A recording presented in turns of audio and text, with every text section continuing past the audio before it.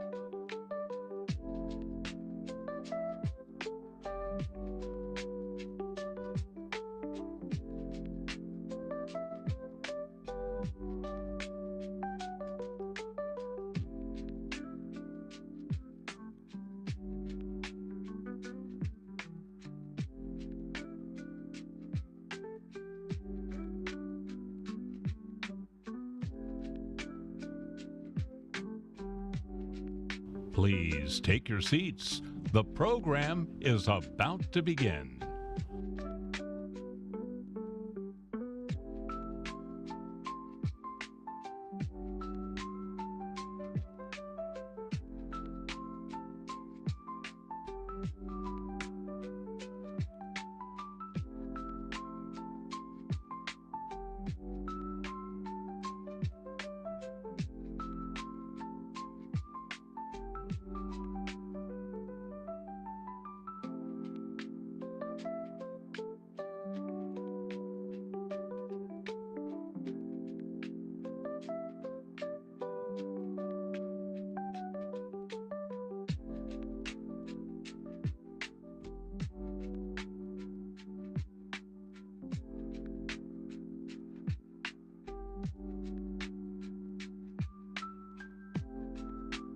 Please take your seats.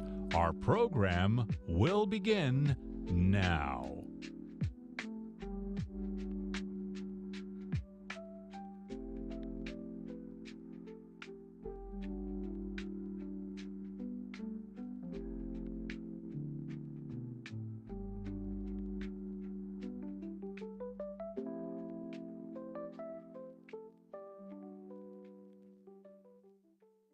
Please welcome to the stage Brad Stone, editor of Bloomberg Businessweek.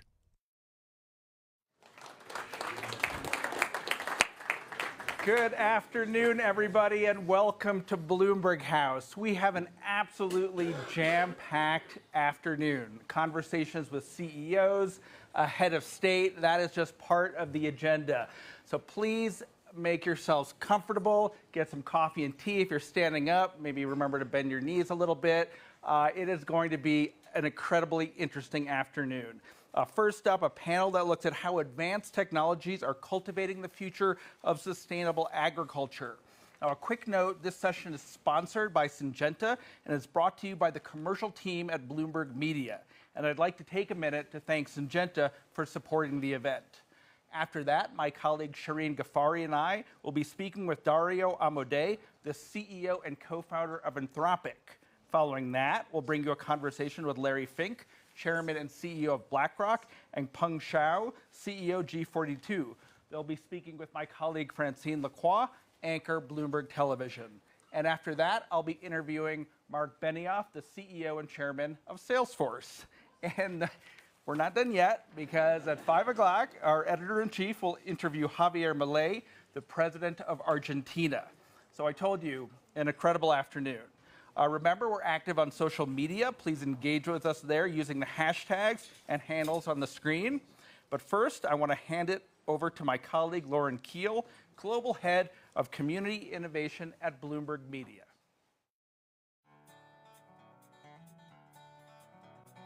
I like to say data is the new tractor.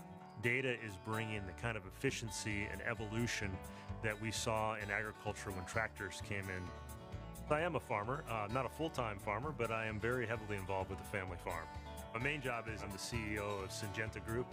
You know, one of the things that we think about a lot at Syngenta is how we reduce the environmental footprint of agriculture using cutting-edge technology to feed more people, an ever-growing population, but doing it in a much more sustainable way.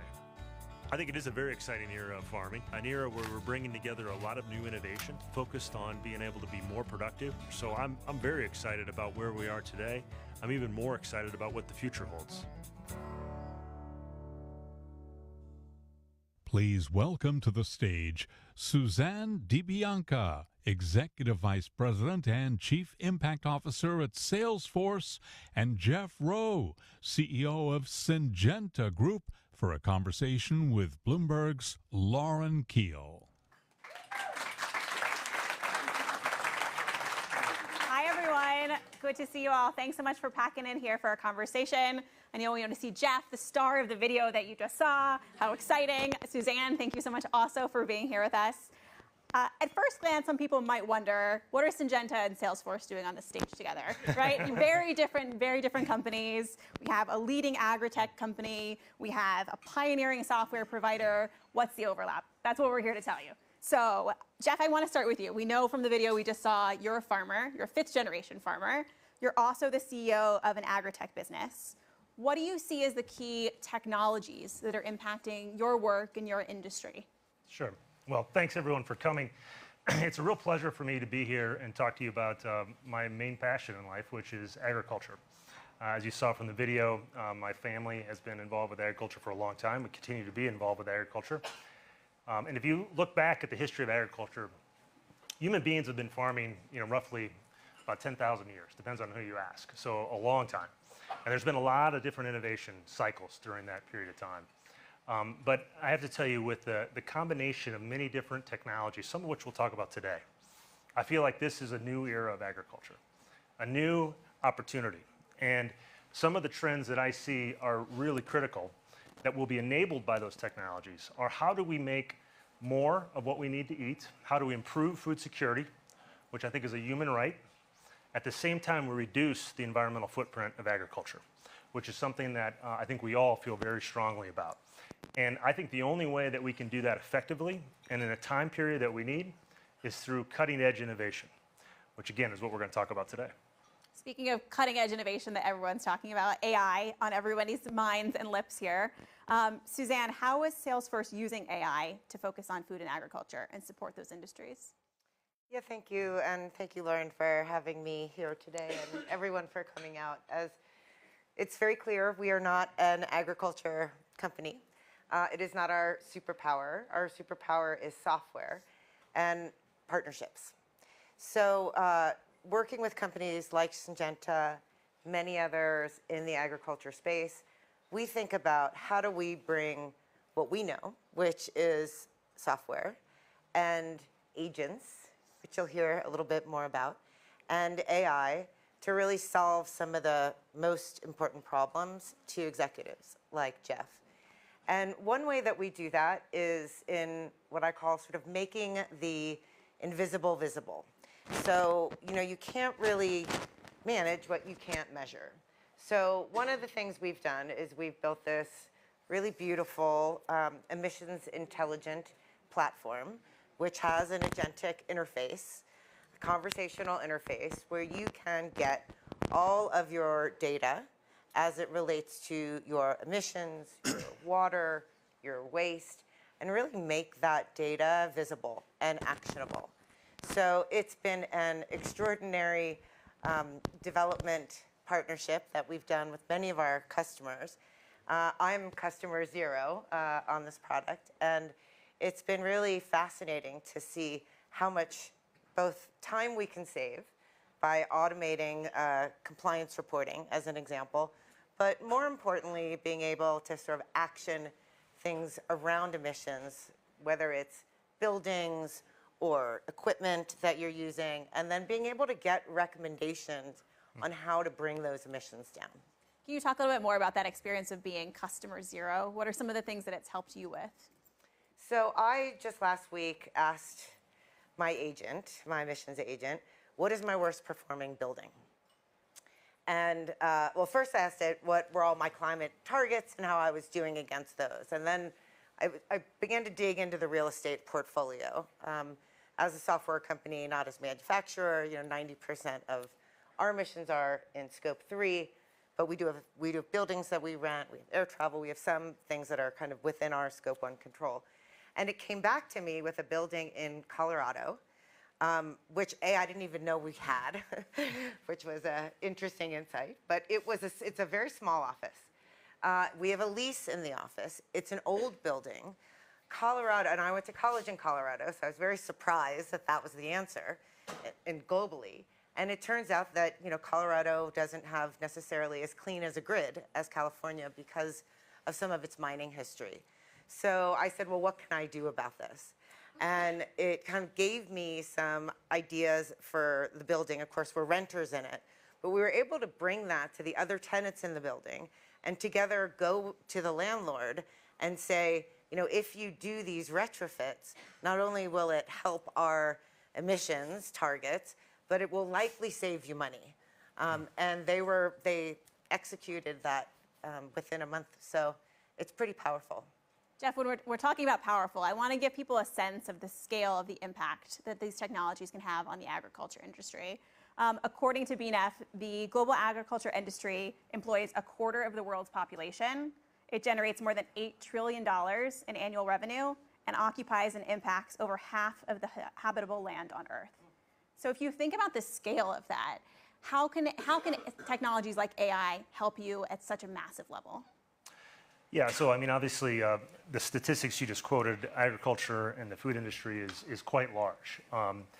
We know that, but one of the things that I don't think people recognize or realize is just how technical it is. And if you think about problems or questions that farmers have to ask themselves every day, there's weather issues, there's issues with the markets, there's soil questions, there's all kinds of questions that they have to ask themselves. And so the ability to use something like artificial intelligence actually makes a lot of sense. And one of the things that I'm really excited about is in 2025, I think won't be a year where we're going to see maybe for the first time from the lab all the way through to the field, artificial intelligence having an impact on every step of the way. Now, I'm not suggesting that it's perfect. I'm not suggesting that it's having the same impact at every step. But I could cite for you examples within Syngenta where we are now using machine learning, artificial intelligence to be able to make a selection on every new product that we introduce. So it's embedded deeply in R&D, all the way through to the field, where a farmer is using an app that we would give them that allows them to be able to ask questions and use artificial intelligence to be able to get better answers. So it's a very technical area, very broad, and I think at a very important inflection point. You're also dealing with the challenge of needing to scale, right? As the world's population is going to keep growing, it's estimated that we're going to need to increase food production by about 50% by 2050, which is massive. So how are you thinking about how something like AI can help you achieve that? Yeah, I mean, if you think about the challenges that we face as a society, we've got to produce more food. We've got to do it in a more responsible way. There's some pretty daunting statistics. Something like 700 million people will go to bed tonight not knowing if they'll have enough food to eat tomorrow. In a day and age where we have amazing technology, all kinds of advancements, a lot of comfort, the reality is a big part of the world is still suffering from food insecurity. And we believe that food is a human right. And we also know that when crops fail, when you have situations where crops fail, you have conflict. Prices go up, you have more food instability. And so that's a big part of what we believe Syngenta's job is to help farmers be able to produce more food more reliably with a smaller impact on the environment. Suzanne, I'd love to have you chime in on that point about the smaller impact on the environment. And how are you thinking about how AI and these technologies can help with that piece? Well, I think first and foremost, it's getting behind the vision of leaders like Jeff and helping him solve some of his biggest challenges with technology. And if we think about agriculture, it represents something like 30% of global emissions. And so it's, in addition to food security, we've got really important challenges that we have to solve, particularly as it relates to regenerative agriculture, as an example. And we've been working, in fact, just yesterday, I had an incredible meeting with the government of India, Andhra Pradesh. They've been doing incredible work with smallholder farmers. They've reached so far about 1.5 million. And their vision is to power those farmers through technology, through WhatsApp, and really enable them. We're building them what we're sort of calling a field agent for agriculture, and really looking at how do we help these farmers understand things like crop mapping, how to take goods to market, disease prevention. And they have really a big vision to get to all 6 million smallholder farmers. There's 600 million globally. So we're really excited to pilot it in this one location and then take that in a more global scale. And Jeff, as you're thinking about those smallholder farmers, what do you think the biggest challenges or obstacles that you run into with getting them to adopt these type of technologies? Well, one of them, I was just in India with our team, and there's a lot of smallholder farmers in India that was just mentioned. One of them is just access to information, being able to connect to farmers. So part of the reason why we're excited about the digital tools that we're now utilizing is it allows us to be able to get to scale with information to farmers. So being able to use digital tools to connect, using remote sensing to be able to capture information and get that information to farmers is something that wasn't available a few years ago. That's very exciting for them and for us and for the planet. Does it take a lot of training and work to get this technology into their hands? Not so much. It does take connectivity. You got to have connectivity, which is important policy decision. You got to have financing, which is also important for farmers to be able to make that connection, be able to make the investment. But it can be done. I'd love for you to talk a little bit more, Suzanne, about regenerative agriculture and where you think the biggest growth, the biggest investments can come from technology in that space. Yeah, I'm learning through all of our partners on regenerative agriculture. I'm certainly not an expert in that area, but some of the things that I've learned that are really important, we've invested in a company called Amini, which is doing work on the African continent with smallholder farmers. And they're using satellite technology, LiDAR technology, to really help in a predictive way for smallholder farmers as they're thinking about transitioning into regenerative tools. I think there's just a lot of miseducation out there. What we learn over time, what I've learned from them, are things like when you can move to regenerative structure, you have more, you save water. It's very good storm protection over the years. Public health issues tend to be reduced because of the use of, no fertilizers. So I think it's kind of this education process. And as Jeff said, technology is an enabler. And most people around the world today, have phones, have WhatsApp, are hungry for information, and certainly are hungry for things that improve their livelihood and the health of their children. And Jeff, I would love if you could tell us a little bit more about CropWise AI and the work Sure. that you all are doing, and how do you make sure that that is both accessible and scalable? Yeah, so CropWise AI is a platform I mentioned earlier, allows us to be able to connect with farmers. I'll give you an example of one of the ways that I use it on my farm. So we are able to take images, use satellite imagery, drone imagery, and be able to then analyze whether or not there's a disease or pest pressure that needs to be dealt with. And so that's about connecting multiple technologies, and CropWise is really just a platform that allows us to make that connection, gives farmers access to information, use AI tools to be able to answer those questions, and be able to make very fast, economically driven decisions. Suzanne, which geographies do you think these technologies are having the biggest impact on? You mentioned India already, so give me a different one. Yeah, and Africa also. I think the developing markets are very important. I think the United States and more developed markets in Europe have sort of different challenges, and I think what Jeff said around policy is really incentive is really key. But I think it has, at some level, technology democratizes access to information. And so picking one region over another is tricky, because I think each region, has different challenges. And so I am seeing, though, in the developing world, a lot more focus on this sort of transition for all the reasons that I mentioned before. Mm-hmm. And you think it's more of an education piece, like the scalability of this information, the access to this information has a further impact there? Well, I think so too. I mean, you want to reach people where they are, which is on their phones. Mm-hmm. And so, like Jeff is saying with CropWise, I think people also, they like to be able to have conversation, whether that's voice, whether that's text, whether that's through video. This project I was mentioning in India, they do a lot of video education.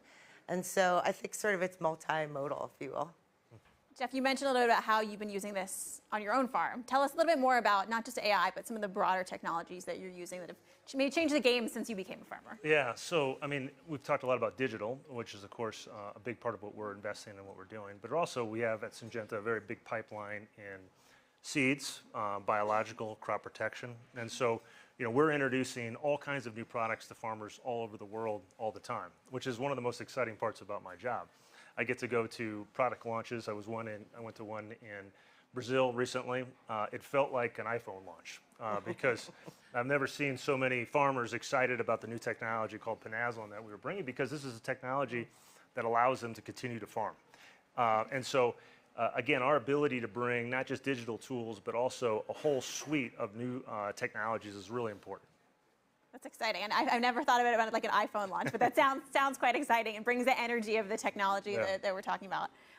What other challenges do you feel like you're running into as a farmer and as someone running an agriculture business in this day and age? Well, I mean, obviously there's issues with trade, there's issues with geopolitics, there's a lot of challenges that we're facing in agriculture and industry overall.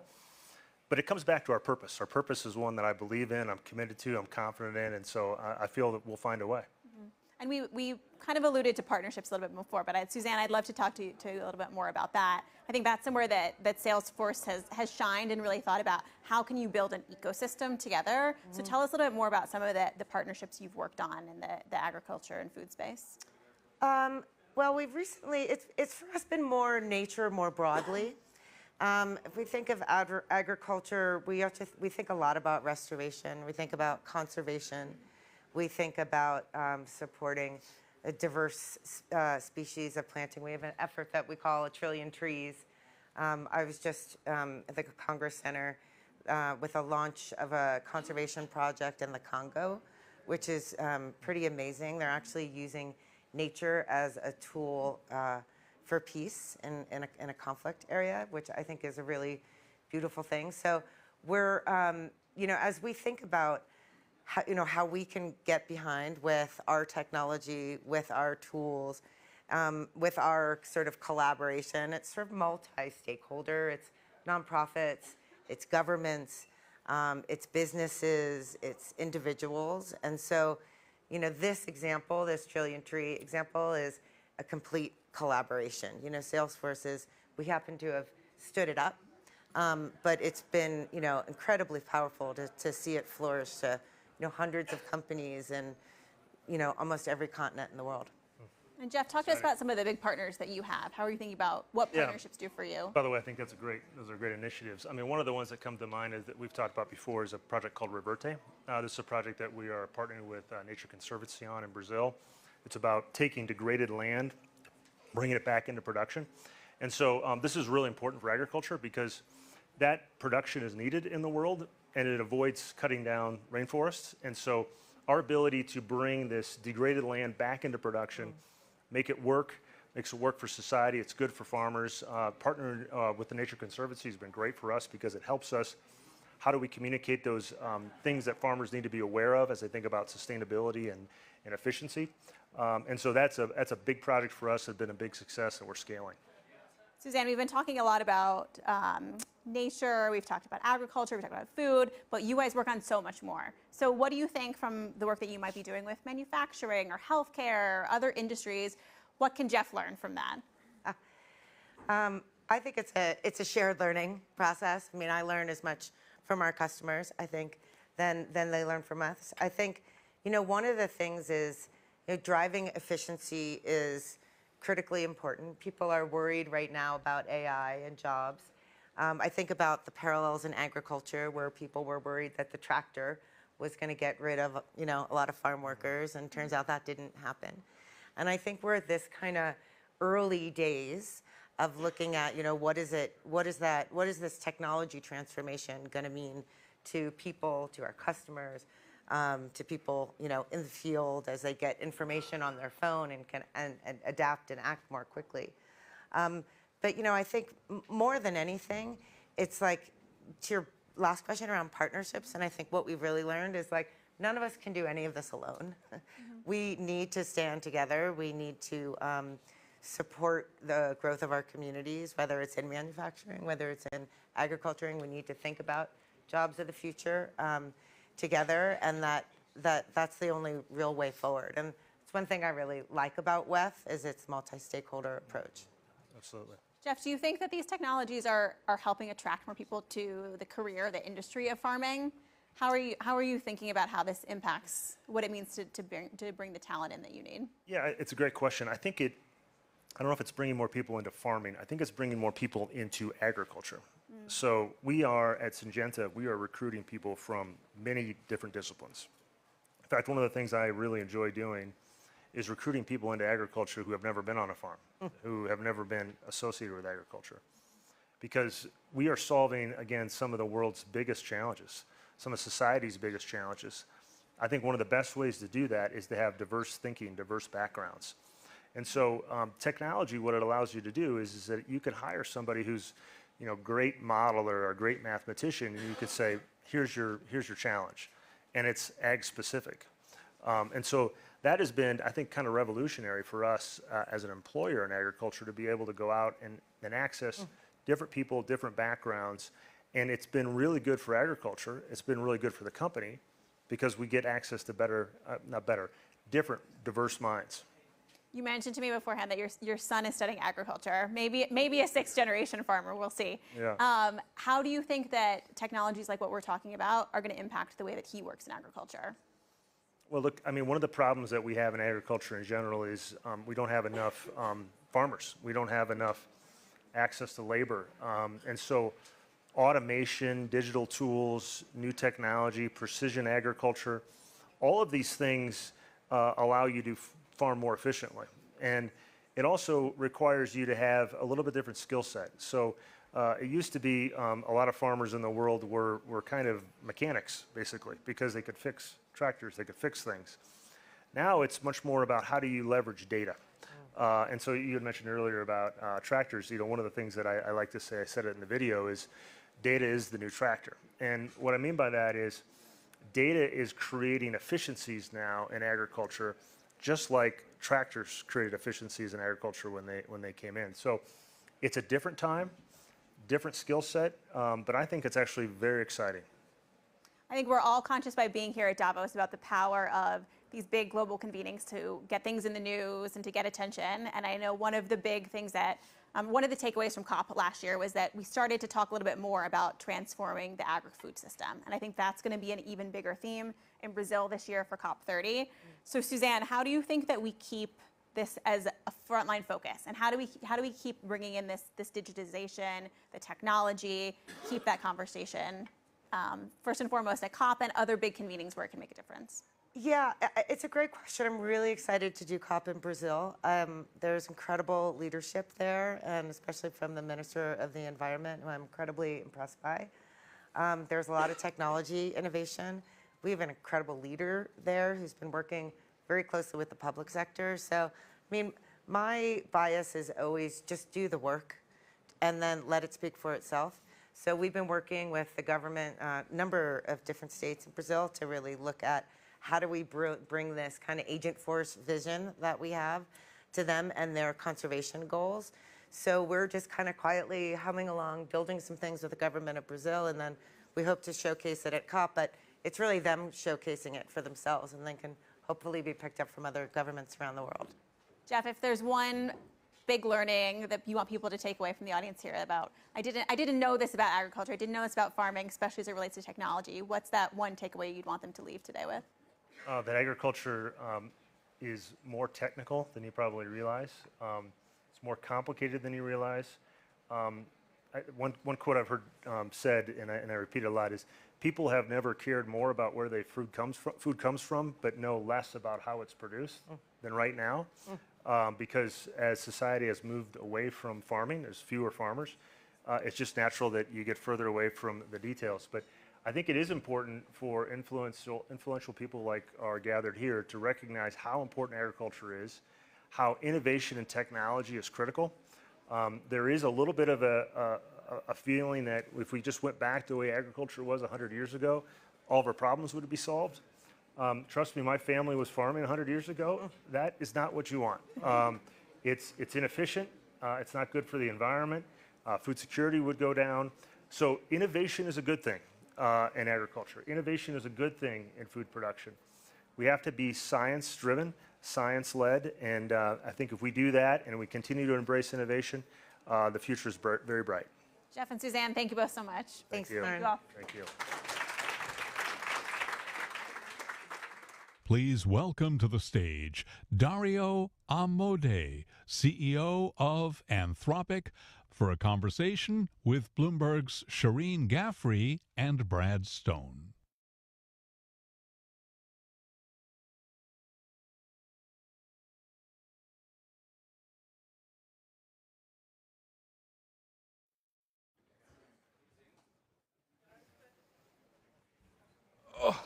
Dario, welcome to Davos and welcome to the Bloomberg house. Thanks for having me. Now, everybody should know Dario, but in case you don't, San Francisco born and bred. Yes. The co-founder and CEO of Anthropic, which is the maker of the Claude LLM, one of the models that promises to change the way we work and live, backed by, among other companies, Google and Amazon. And that's where I want to start, because you guys made some news today, and maybe you can't address it specifically, but the news was you raised an additional $1 billion from Google. Now, just for anyone who doesn't follow this as obsessively as Shireen and I do, why is it necessary, four-year-old company, to raise such extraordinary amount of capital in the pursuit of transformative AI? Yes. So I can't comment on specific news articles, but certainly in the past we've done multiple multi-billion-dollar raises from both Google and Amazon, as well as other investors. But the reason is just that the development of this technology is very expensive. I and my co-founders at Anthropic were among the first to document what we call the scaling laws for AI systems. And the scaling laws for AI systems show that when you pour more and more compute into AI systems, you get better and better performance across a wide range of cognitive tasks. And that's gone from stuff that we would say was just really simple and primitive, back in the mists of 2019 or whatever, to today, where models are climbing the curve of how well they can do at coding. And so each new model is in various different ways more expensive than models that came before. And we're getting into the billions of dollars in terms of the cost of developing these models. And so that requires capital. Of course, as the models get better, then the returns get better and better. Every new model has cost more, but has also generated much more revenue than the previous model. So OpenAI, Oracle, and SoftBank just announced a $500 billion joint venture with the backing of the Trump administration called Project Stargate. How do you interpret that announcement, and what was visually being presented there with Hassan next to Sam Altman, next to Larry Ellison, all behind Donald Trump? And should we expect a similar announcement, blessed by Trump, maybe from Anthropic in the future? Yeah, so I think speaking to the policy aspects of this, one thing I've been saying, and I'll say here, is Anthropic thinks of itself as more of a policy actor than a political actor. What do I mean by that? What I mean is, being a public benefit corporation, we have a view of, what does the country need to do, what do companies need to do, in order to make this transition we're facing, right? This increasing power of AI systems that has so much promise, but also has the opportunity to present risks to go well. And we have a number of ideas that we've advocated for. I've gone to the Hill. I've gone to the previous administration. I'm going to the incoming administration to talk about the importance of doing that. And there are many topics in that area, but one of them was certainly energy provision, right? And in particular, providing that energy inside the United States so that we don't have to go to countries that we trust less for some of the critical security infrastructure around AI systems, and making sure that we can clear out enough regulatory and permitting hurdles so that it's possible to build this energy. So that is something, in a general sense, we've been advocating for a long time. So in that sense, I think provisioning more energy is certainly a good thing from that perspective. I think on the particular project, it was a bit hard to make head or tail of it.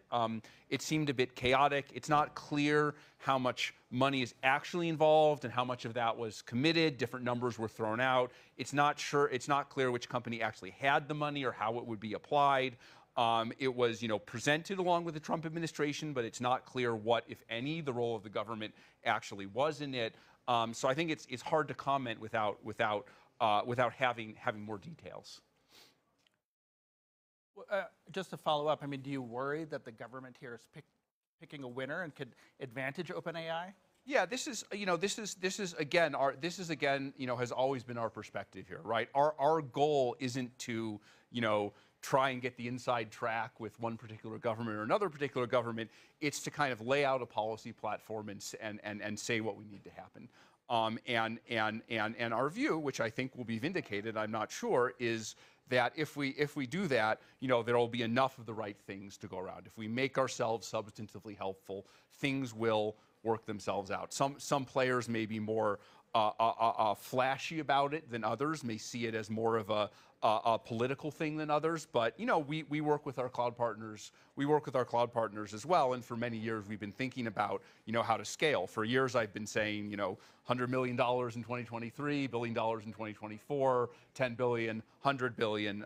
So we've been planning accordingly. Okay, well let's keep talking about policy, because one of the first things that President Trump has done is to cancel President Biden's executive order on AI, which was meant to enforce safety, prevent bias, protect privacy. You've been an incredible evangelist for these values and the development of safe AI. So what do you make of that, and what does the Trump administration replace it with? Yeah, so first we should get the facts straight, right? There's been a lot of this kind of totemic thing around the executive order. The executive order was actually a relatively simple thing that didn't do much. What it did do, I actually thought was good, but it didn't do much. The main thing it introduced from the perspective of frontier model development was reporting requirements on models above a certain scale. Basically, you just have to say how much compute did I put into it, what kinds of testing did I do, all completely voluntary. I think it used up probably 1 day's time of one person. At Anthropic per year to comply with this executive order. So I think it was a good thing, but also not a big deal that it's being taken away. I think things that are much more important. I've advocated these things to the Biden admin. I'm advocating the same to the Trump admin. So I think to back up a bit, to the scaling laws that I think motivate most of this policy. My view, and I've been saying over the last few days that I'm becoming more confident in it, this idea that we may be only 2 or 3 years away from AI systems being better than humans at almost all tasks. So this I've called in my essay, Machines of Loving Grace, a country of geniuses in a data center. And of course, if you have that country of geniuses in a data center, you can do a number of extremely positive things, curing diseases, extending the human lifespan. I said in that, essay, I wouldn't be surprised if after having these models for a few years, we're able to, double the human lifespan. That sounds extreme. I think it's, as a foreign biologist, I think it's within the realm of possibility. So all these great things, but the fact that, just imagine that you're kind of airlifting or helicopter dropping tens of thousands of basically geniuses, people who are smarter than a Nobel Prize winner across many fields, can do anything that you could do on a virtual, basically anything you could do on a computer, and maybe even could build robots for themselves and project themselves into the physical world eventually. There are all kinds of questions around the balance of power, right? There are all kinds of things about our economic system, our military system, and security system are based on assumptions about how power is balanced. And so the risks that I see are all around ways that that balance could be disrupted. So I worry about the autonomous risk of AI systems. The idea that when we make these highly autonomous systems that are smarter than a Nobel Prize winner and act over, many days to do a task, are they literally doing what we want them to do, right? It's not that, they have like a will or an essence of their own. I don't speak in those terms, but just they're being given a long leash. They have a lot of autonomy. There's a lot of potential for things to go wrong. If you dropped 10 billion or 10 million, geniuses into a new country, one question to ask is, what are they going to do? Are they a threat to everyone currently on Earth? And then you could also ask, can individuals within our world, use them to do dangerous things, right? The terrorism approach, and can countries, particularly our adversaries, particularly authoritarian countries, do especially dangerous things with them. And so our view on policy is it's all derived from that. So we've been big on export controls on chips going to China, because I'm very worried about what an authoritarian country would do with that kind of power. I'm very worried about 1984 scenarios or worse. And the 21st century not being the American century, which I think will happen, and will happen very quickly if we don't get this right. So that's, I wrote an op-ed in the Wall Street Journal with Matt Pottinger, who was Trump's principal deputy national security advisor, emphasizing the importance of this. The energy provision that we've talked about before is the other side of that. We don't want the chips to go to China or other authoritarian countries, but we do want to be able to build as much energy as we can over here. We want to make this go right so that we have these resources in the United States. The other side of it is, even as we guard against the dangers of authoritarian countries, we have to worry that the systems we ourselves build pose dangers. If we deploy one of these systems, or if someone steals them, could a single person do much more harm? Right? I think all the way back to, I think it was, 2000, I read an essay by Bill Joy called Why the Future Doesn't Need Us, where he talked about this idea that as technology advances, there's a greater and greater potential for single individuals to do more and more harm. And I worry that that will be the case in AI in a way that it won't necessarily be the case that other AIs can defend against that. So for that reason, we've always been an advocate of testing and measurement of AI systems for national security risks. This is the work that's been done in the US AI Safety Institute, and so we've been a big proponent of that. On the topic, you mentioned China, and the risk of countries that maybe don't share the US's same values, yes, advancing in AI. Have you seen the latest DeepSeek model that has kind of taken the AI world by storm, a very competitive model, right, coming out of a Chinese company? And what do you make of it? What does that say about the state of Chinese AI? So it's been reported, at least, that DeepSeek has something like 50,000 H100s. You can never be sure what's true or not. Now, these are NVIDIA chips. H100s are NVIDIA chips, and that's half the size, just for reference, of like Elon's reported Colossus cluster, but it's much less than the amount of chips that we or some of the other players are planning to build in the next year, which I think will go into the high hundreds of thousands in 2006, probably in 2026, probably into the millions, and in 2027, from different players, as we saw yesterday, potentially into the tens of millions of chips. We're actually at this moment with these new type of scaled RL or reasoning models where there's kind of a switchover point where, because we're switching paradigms, it's possible to make strong models with in this new paradigm without a huge amount of compute. At the same time as China has been able to smuggle, again, mid-tens of thousands of chips. So I think what the export controls are going to be about is making sure that China can't get from those mid-tens of thousands of chips to hundreds of thousands and millions of chips. If they do that, we may be at parity, or they may even be ahead. If that happens and we can't avoid it, then we'll have to go to another branch of the tree. We'll have to think of another strategy about how to have a security equilibrium in the world where several different players are at parity. But I'm hopeful that we can avoid that with strong export controls, and I hope this is a bipartisan thing, and I honestly hope that the Trump administration continues this. I know that there are a number of folks in the Trump administration who understand the logic of this and are supportive. And by the way, do you feel like you have a voice in that discussion? Like, are you in touch with David Sachs or Elon Musk? Yeah, so here is where I would return to this idea that we're a policy actor, we're not a political actor. But right? The political game is part of the job these days. Look, all I can do is offer our views to anyone who will listen. And are they listening to you? Yeah, yes, they are. It's the same views. We told the Biden admin these things. We told the Trump admin these things. Some folks coming in are going to agree more than others.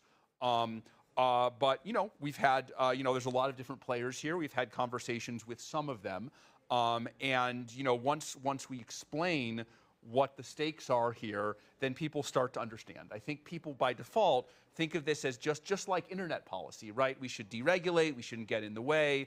On many areas, I agree with that. Even many areas within AI, but this is something different. And I think, the more people we talk to, the more people start to understand. And by the way, because of this heightened security risk, are there now sovereign wealth funds where you just won't raise money from? Are there countries whose capital you have turned away? Yeah, I think my concern has been more about data centers in these countries or investments that have voting rights than investments that don't have voting rights. But I think there's a spectrum of concern here, right? Building all the infrastructure in some country we don't trust is up here. Voting control of the company would be there, and then passive investment would be further. So there's a spectrum of risks here that we should analyze rationally and understand the trade-offs. Let's focus on the upside. We talked Yes. about some of the geopolitical risks.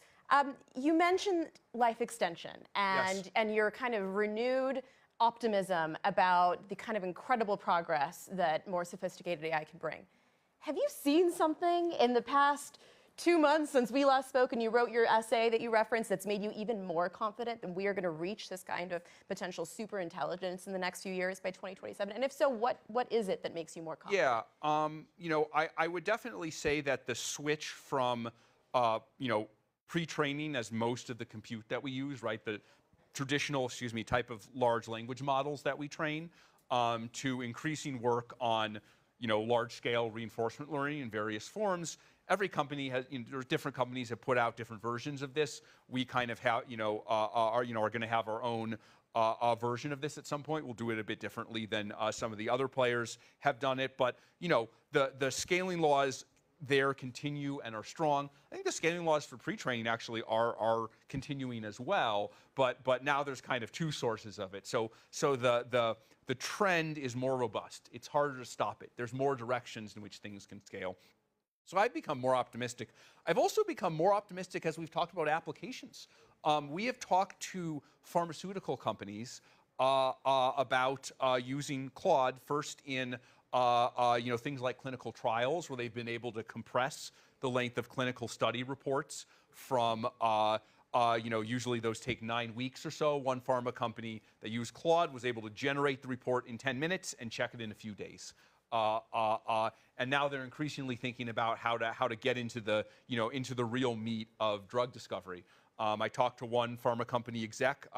Won't say which one, but apparently his CEO circulated my essay to the entire exec team and said, you should all read this because this is what's coming. I feel like some of the AI old-timers are just a little bit more skeptical about the rate of progress. I was moderating a panel with Jan LeCun at Yes. Meta yesterday. He still says, your cat will be smarter than AI for many, many years.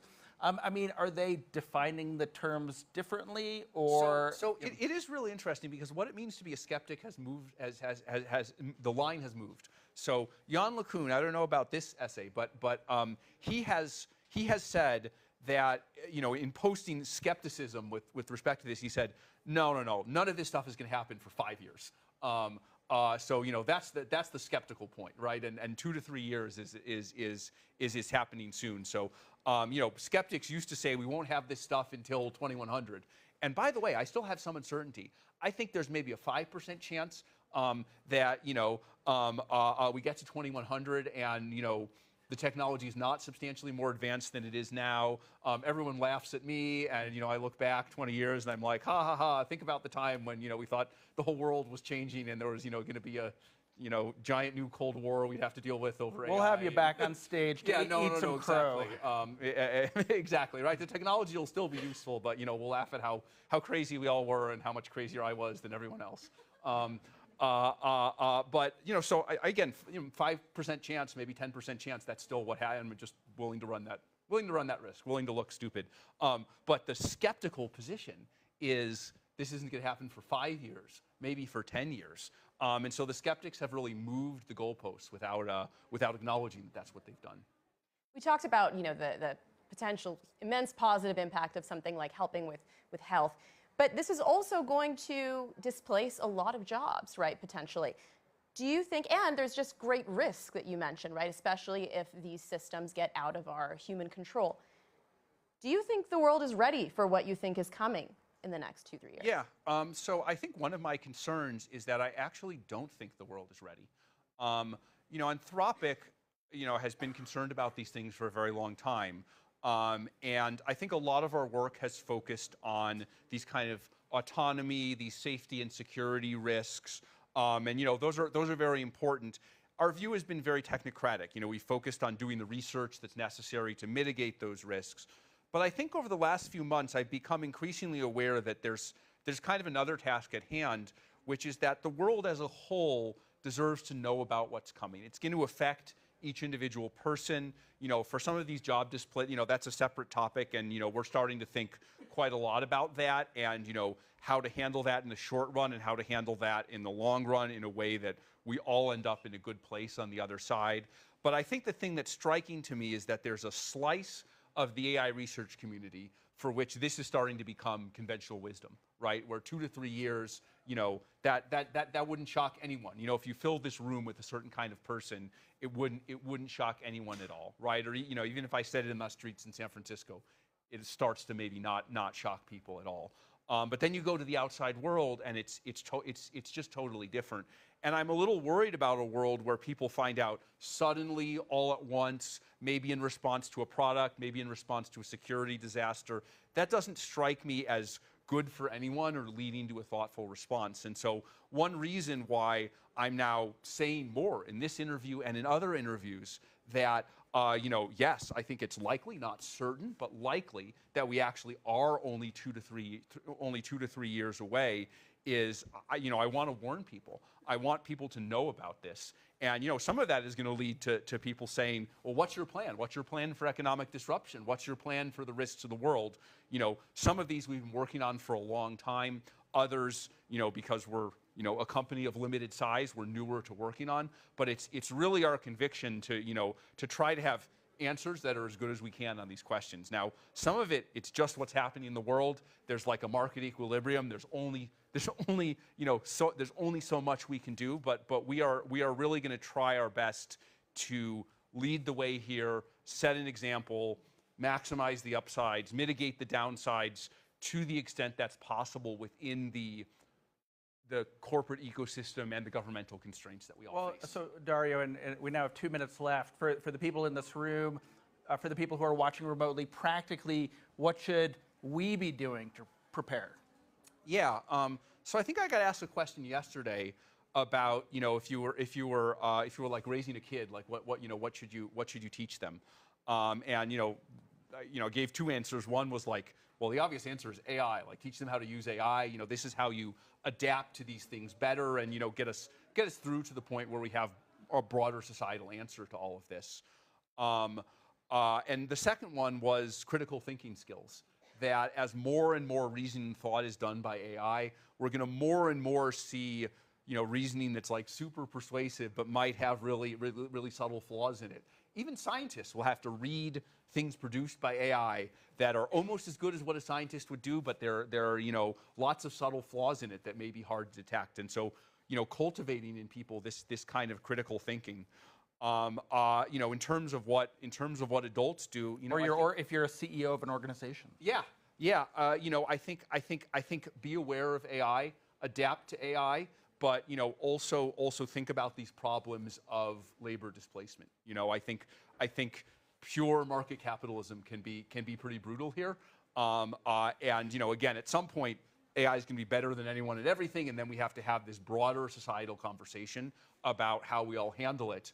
But in the meantime, is there something we can do to kind of leaven a little bit this thing that could be fairly brutal if it's done in a totally free market way? Can we design our products in a way that makes the technology more complementary instead of replacing? Can companies act in a way that gives people more time to react? Can we have good government policy around this? I think we're out of time. Dario, thank you very much.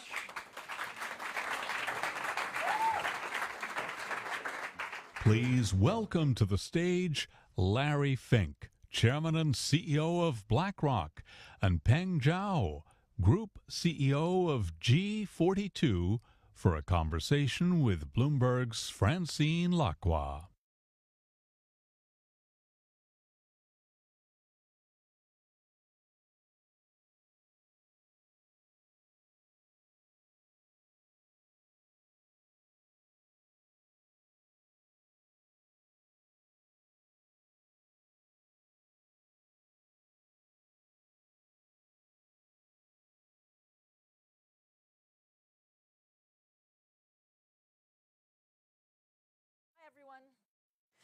It's a good event when there's as much traffic to get on stage than there is on promenade. So that's usually like a highlight of success. It was fine. Yeah. Hi, everyone. Hi, everyone. Larry and Peng, thank you so much for joining us. Breaking news, we're going to talk about AI because we haven't heard about it yet. Slightly different, though, this time, because this is AI infrastructure. So when you look at AI supremacy, which is, I guess, what we're going to look at, world dominance for AI, it felt like last year, 2 years ago, it was about talent, it was about the right chips, it was about the right technology, and now it's all about infrastructure. So you announced with Microsoft basically a $30 billion fund. And that was just equity. Right. We'll raise another $100 billion in debt. 100 of debt. Talk to me, Larry, about the rationale for this. I mean, infrastructure, if you don't have the right infrastructure, you can't be like a huge player in AI. Well, hi, everyone. Look, we have great partners with G42 and MGX, but let me just talk about the concept. First of all, it is still about people. Yep. We don't have enough electricians in the world to fit the need in building out this infrastructure. 2, it is about national security. It has enormous geopolitical issues all around it. And we could talk about what the Biden administration announced last week related to the approvals that will be needed to have advanced technologies in different countries. So it has many geopolitical issues. But as fantastic our hyperscalers are, and the U.S. right now has the greatest technology platform in the world. We have 5 or 6 major companies that are in the cutting edge of technology. But as big as they are, as large as they are, some of them over $3 trillion of market cap, some of them have $70 billion of free cash flow. they don't have enough money Right. to build this all out. And I write about the whole evolution of the capital markets, and I believe this is going to be probably the first in our lifetimes where the capital markets, in terms of very strategic growth, is going to play a very large role. And I actually believe how the Trump administration is rolling out now, talking about making private sector capital more easy to invest by rolling off restrictions and regulation and permitting. And so the confluence of the capital markets, all the technology, all the innovation, and then you have to overlay all of that on sourcing power. Right. Because all of this is going to require this intersection of power, capital, and technology, all with the idea that it's going to be ultimately a big leveling for the world, elevating more people in the world, providing more access to information and technology. In the short run, it is going to be about bringing all those three segments together, and it's going to require an enormous amount of financing, and we are very excited about it. I know BlackRock could not do it alone, as large as we are. I don't believe MGX and G42, I'll let Peng talk about that, could do it alone. Also, Microsoft and NVIDIA could not do it alone. So it's a combination of bringing it all together. And we were excited to read in the papers about what Masa and Sam and Larry Ellison's doing on a similar project. Yeah. Peng, can you talk to us about size and scope? Like actually, I mean, when we talk about AI infrastructure, how big will it be? Where will it be? How much money will need to be deployed on this? Sure. But first, let me start by saying this. Great partnership here. Global leading investor, and we are a very active builder of AI infrastructure. So globally today, we have about 60 gigawatt of data center capacity globally. In our conservative joint assessment, the world needs more than 200 gigawatt, potentially over 300 gigawatt. Conservative. Conservatively, yes. Both for training and inferencing purposes. Remember, to build a full-blown 1 gigawatt GB300 class data center, we're talking about $40 to $50 billion. 1 gigawatt. That's one AI data center. We call this AI factory. By the way, Larry didn't touch on one thing that's also equally important to power and chips. It's connectivity. Connecting the world with all of this. That's another massive investment required. So, as Larry said, no single company or even single government can do this by themselves. This is why we're joining hands between different investors, builders, coming together under the umbrella of this global AI fund and to build this infrastructure on a global scale. So one example I'll give to you is in Abu Dhabi alone. Now, UAE is a nation of only 10 million people. But we look at our region, Middle East. We did our assessment. In UAE, to serve the region, we'll need a minimum 5 gigawatt of AI data center. And guess what? We're building that as we speak. So if UAE needs 5, just imagine other major centers around the world. So this is a massive undertaking. We have to do this in partnership. And as I would say, as we sit here in Europe with very high energy costs, there is another idea of having the data centers occupy somewhere within the GCC with the sovereignty of an embassy. Digital embassy. Yeah. Yes. So it'll be a digital embassy.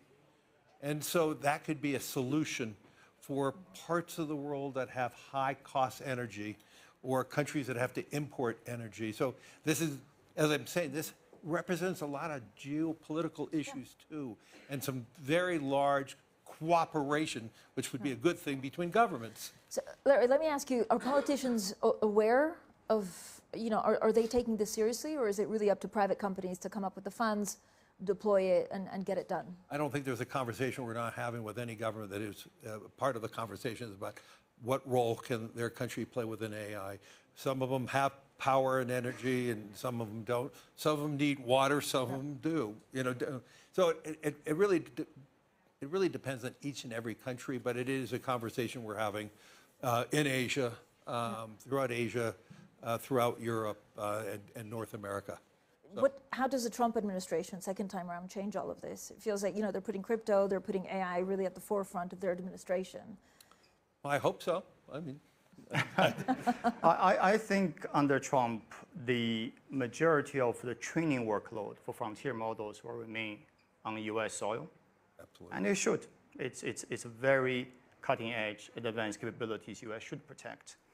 But having a great model but not deploying it is no good.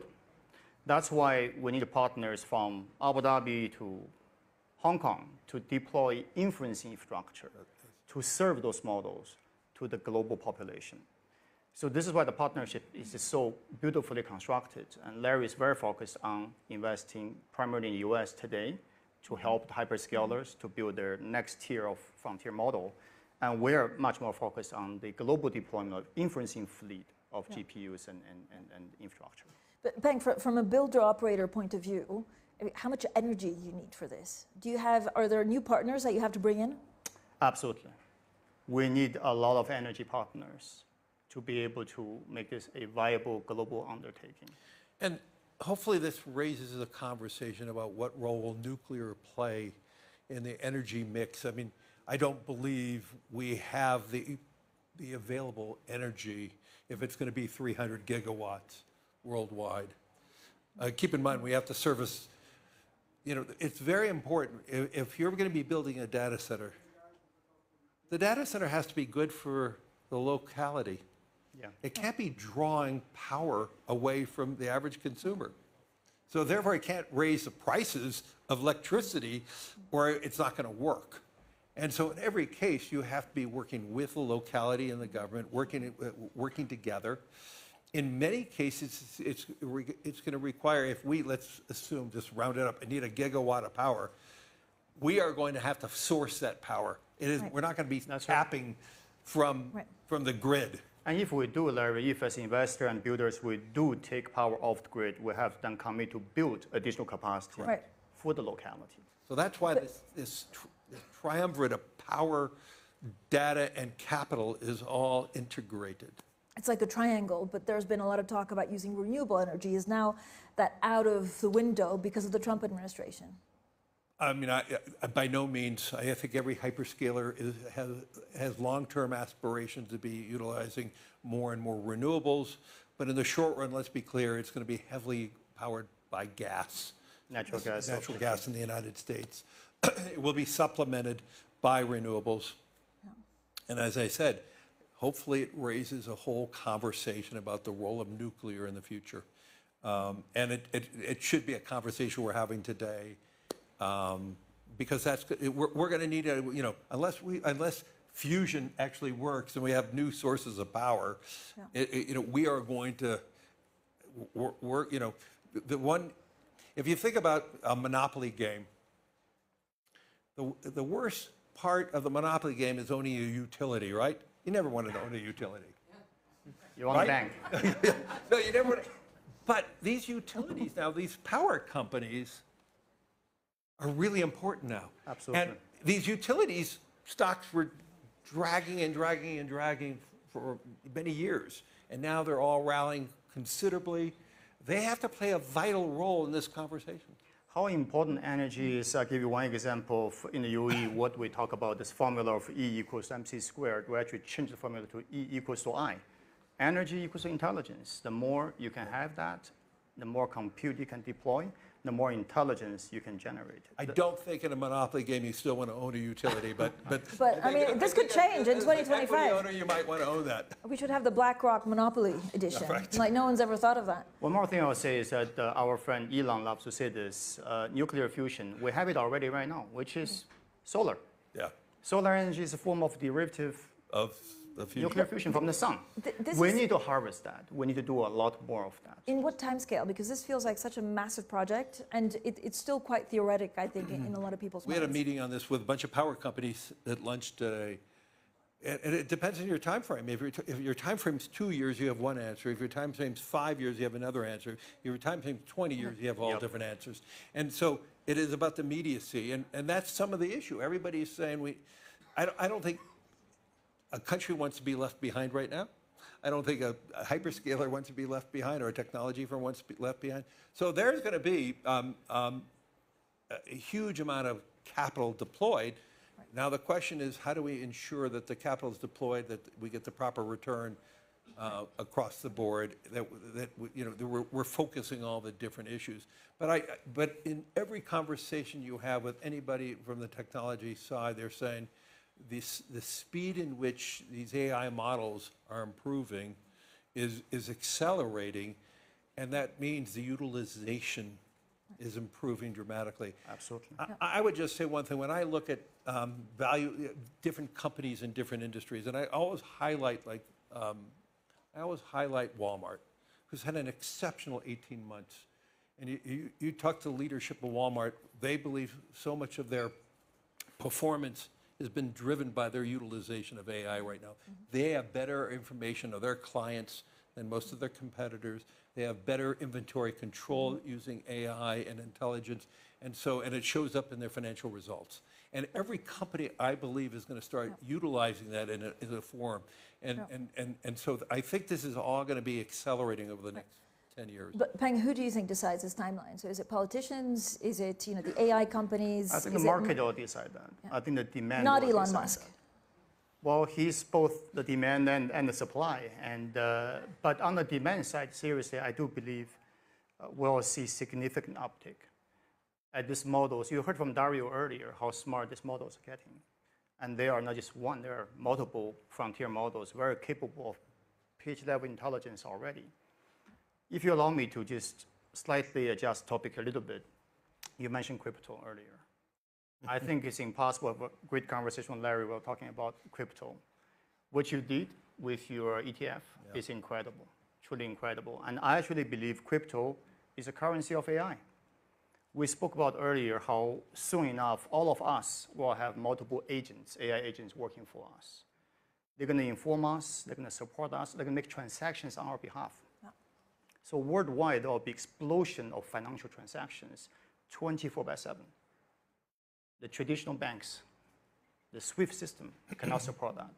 So crypto will play a bigger and bigger role in the age of AI. But at the same time, we're going to digitize currencies very rapidly. And we've seen that in India, and the great success of leveling in India because of that. And you're seeing the great success in Brazil. So there are two countries that are more advanced in these technology, in blockchain, than Europe and the United States right now. And that's India and Brazil. They had a need because of inflation, because of corruption. They needed to digitize their currency. And I do believe this is going to accelerate. And that's going to be the next frontier, using AI, using this. But crypto is going to play a big role. Digitization of currency, digitization of everything we're doing. I'm a big believer, and this is one thing that will change Bloomberg even. I believe we're going to be in the cutting edge of tokenizing bonds and stocks. Coming. And we have the technology now. The fact that we are now moving forward in tokenization, every bond and stock, is crazy. We should be moving towards that frontier. Obviously, there's winners and losers and all that, but we need to be prepared for the tokenization. And it would democratize more finance if we tokenized bonds and Absolutely. stocks. By the way, that drives more compute needed as well. My bosses already expect me to be at least 20% more productive with AI. So it's going to be a fun Only 20%. Only maybe 25, especially in Davos. Talk to me a little bit about what you're expecting the Trump administration to do for crypto specifically. I mean, I think it's already very well articulated. They've fully embraced crypto as a new, not just financial system, reform technology, but a new economic driver. I believe they have a thesis that to extend the dominance of US dollars, they'll be launching very powerful stablecoins to promote broader adoption and usage of US dollars. I think this will be a fundamental strategy for the Trump administration. So I mean, I look at it from the BlackRock has been built on the entirety of hope. I mean, most of the money that we manage is retirement savings. So you ask yourself, why on earth would anybody invest for a 30-year outcome, or 40-year outcome of retirement, unless they're hopeful that in 30 or 40 years, the world's better. And so the whole foundation of what we have done is a foundation of hope. And we try to promote that concept of hope and get more people to get their money out of a bank account and invest for the long term, right? Okay, and that's what we try to do. As I became a student of crypto, it was very clear to me that crypto is a currency of fear. And that's okay. To some extent. Yeah, but that's okay, because if you're frightened of your debasement of your currency, or you're frightened of your economic or political stability of your country, you could have an internationally based instrument called Bitcoin that will overcome those local fears. And so I'm a big believer in the utilization of that as an instrument. And so if that becomes true, and you see that it could be a proper hedge against maybe hope securities or equities, the question is, could you see a 2 or 5% allocation? I was with a sovereign wealth fund during this week, and that was the conversation. Should we have a 2% allocation? Should we have a 5% allocation? If everybody adopted that conversation, it would be 500,000, 600,000, 700,000 per Bitcoin. But does it also? I'm not promoting that, by the way. So that is not my promotion. Or Larry, if you allow me, Bitcoin is just one use case of blockchain. Yes. Right. Blockchain is a general purpose technology. It's just like AI. So with blockchain, you can have paperless contracts. You have seamless transactions. Well, that's what you would do in the stocks and bonds. Exactly, tokenization. And one more thing I'll mention, if you allow me, Larry, is again, the convergence of blockchain and AI. Now, with AI, you can expect within this year, we're going to see deep fake so real, you cannot tell the difference. People watching this on live stream, they will not know what's in here. We're not here. We're having dinner somewhere else. So to counter that, you will need some form of digital watermark. That is actually a cryptographic evidence that this is real. Yeah. It's my signature, his signature. Who puts that? The tech companies? By the way, they're so excited at the back. They're trading crypto on the back of Larry's comments. It's all your fault. No, we control our private key. It's going to be a private public key. It'll be personal.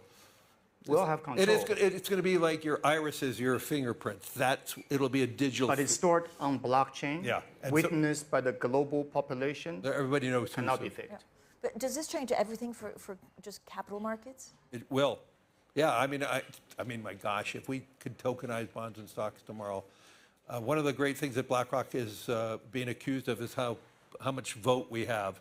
I wouldn't vote anymore because we would be able, through tokenization, to know the owner of record instantaneous, and each owner of record will do their proxy voting. I would love that outcome. No, but it would democratize investing in all ways that we can't imagine. Even political systems, how you vote in a country can be changed by that. And do you think that, again, the Trump administration will accelerate that? I think they're moving that direction. How far they actually will go remains to be seen. But if you do have a digital validator, like your fingerprints or your irises, I mean, you could tokenize voting. You could do everything.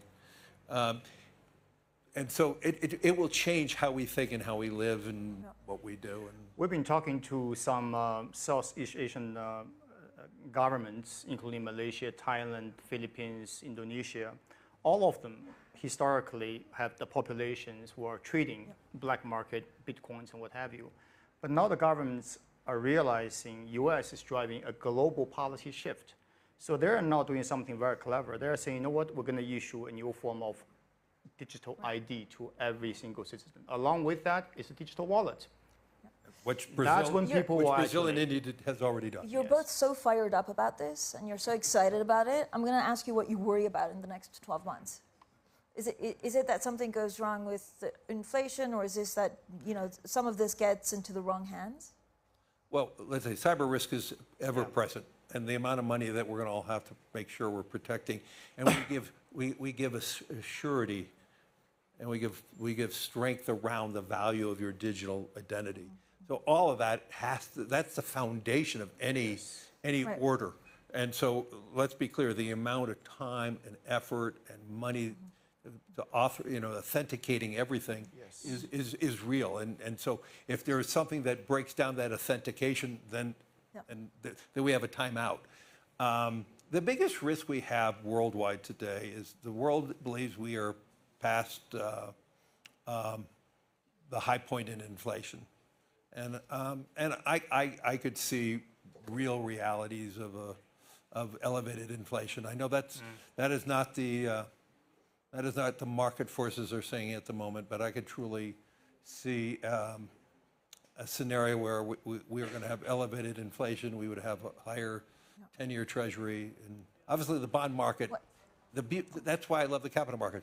We're going to find that out. The bond market is the ultimate tester every moment in the market of what's happening globally, and so we'll see. But there is not a low probability, I mean, not below 50%, but there is a probability that we could see elevated inflation again, which would be creating an elevated 10-year Treasury, which changes a lot of the conversations. And this is what, because of an overheating U.S. economy? That's a possibility, or I mean, look at I'm here in Europe, and I've never seen such pessimism. So I'm going to leave. I was the one who's normally pessimistic about it, and I'm actually relatively optimistic now because it's so bad. That's what that's. So I would always always go against Davos, and you'll make a lot of money. So.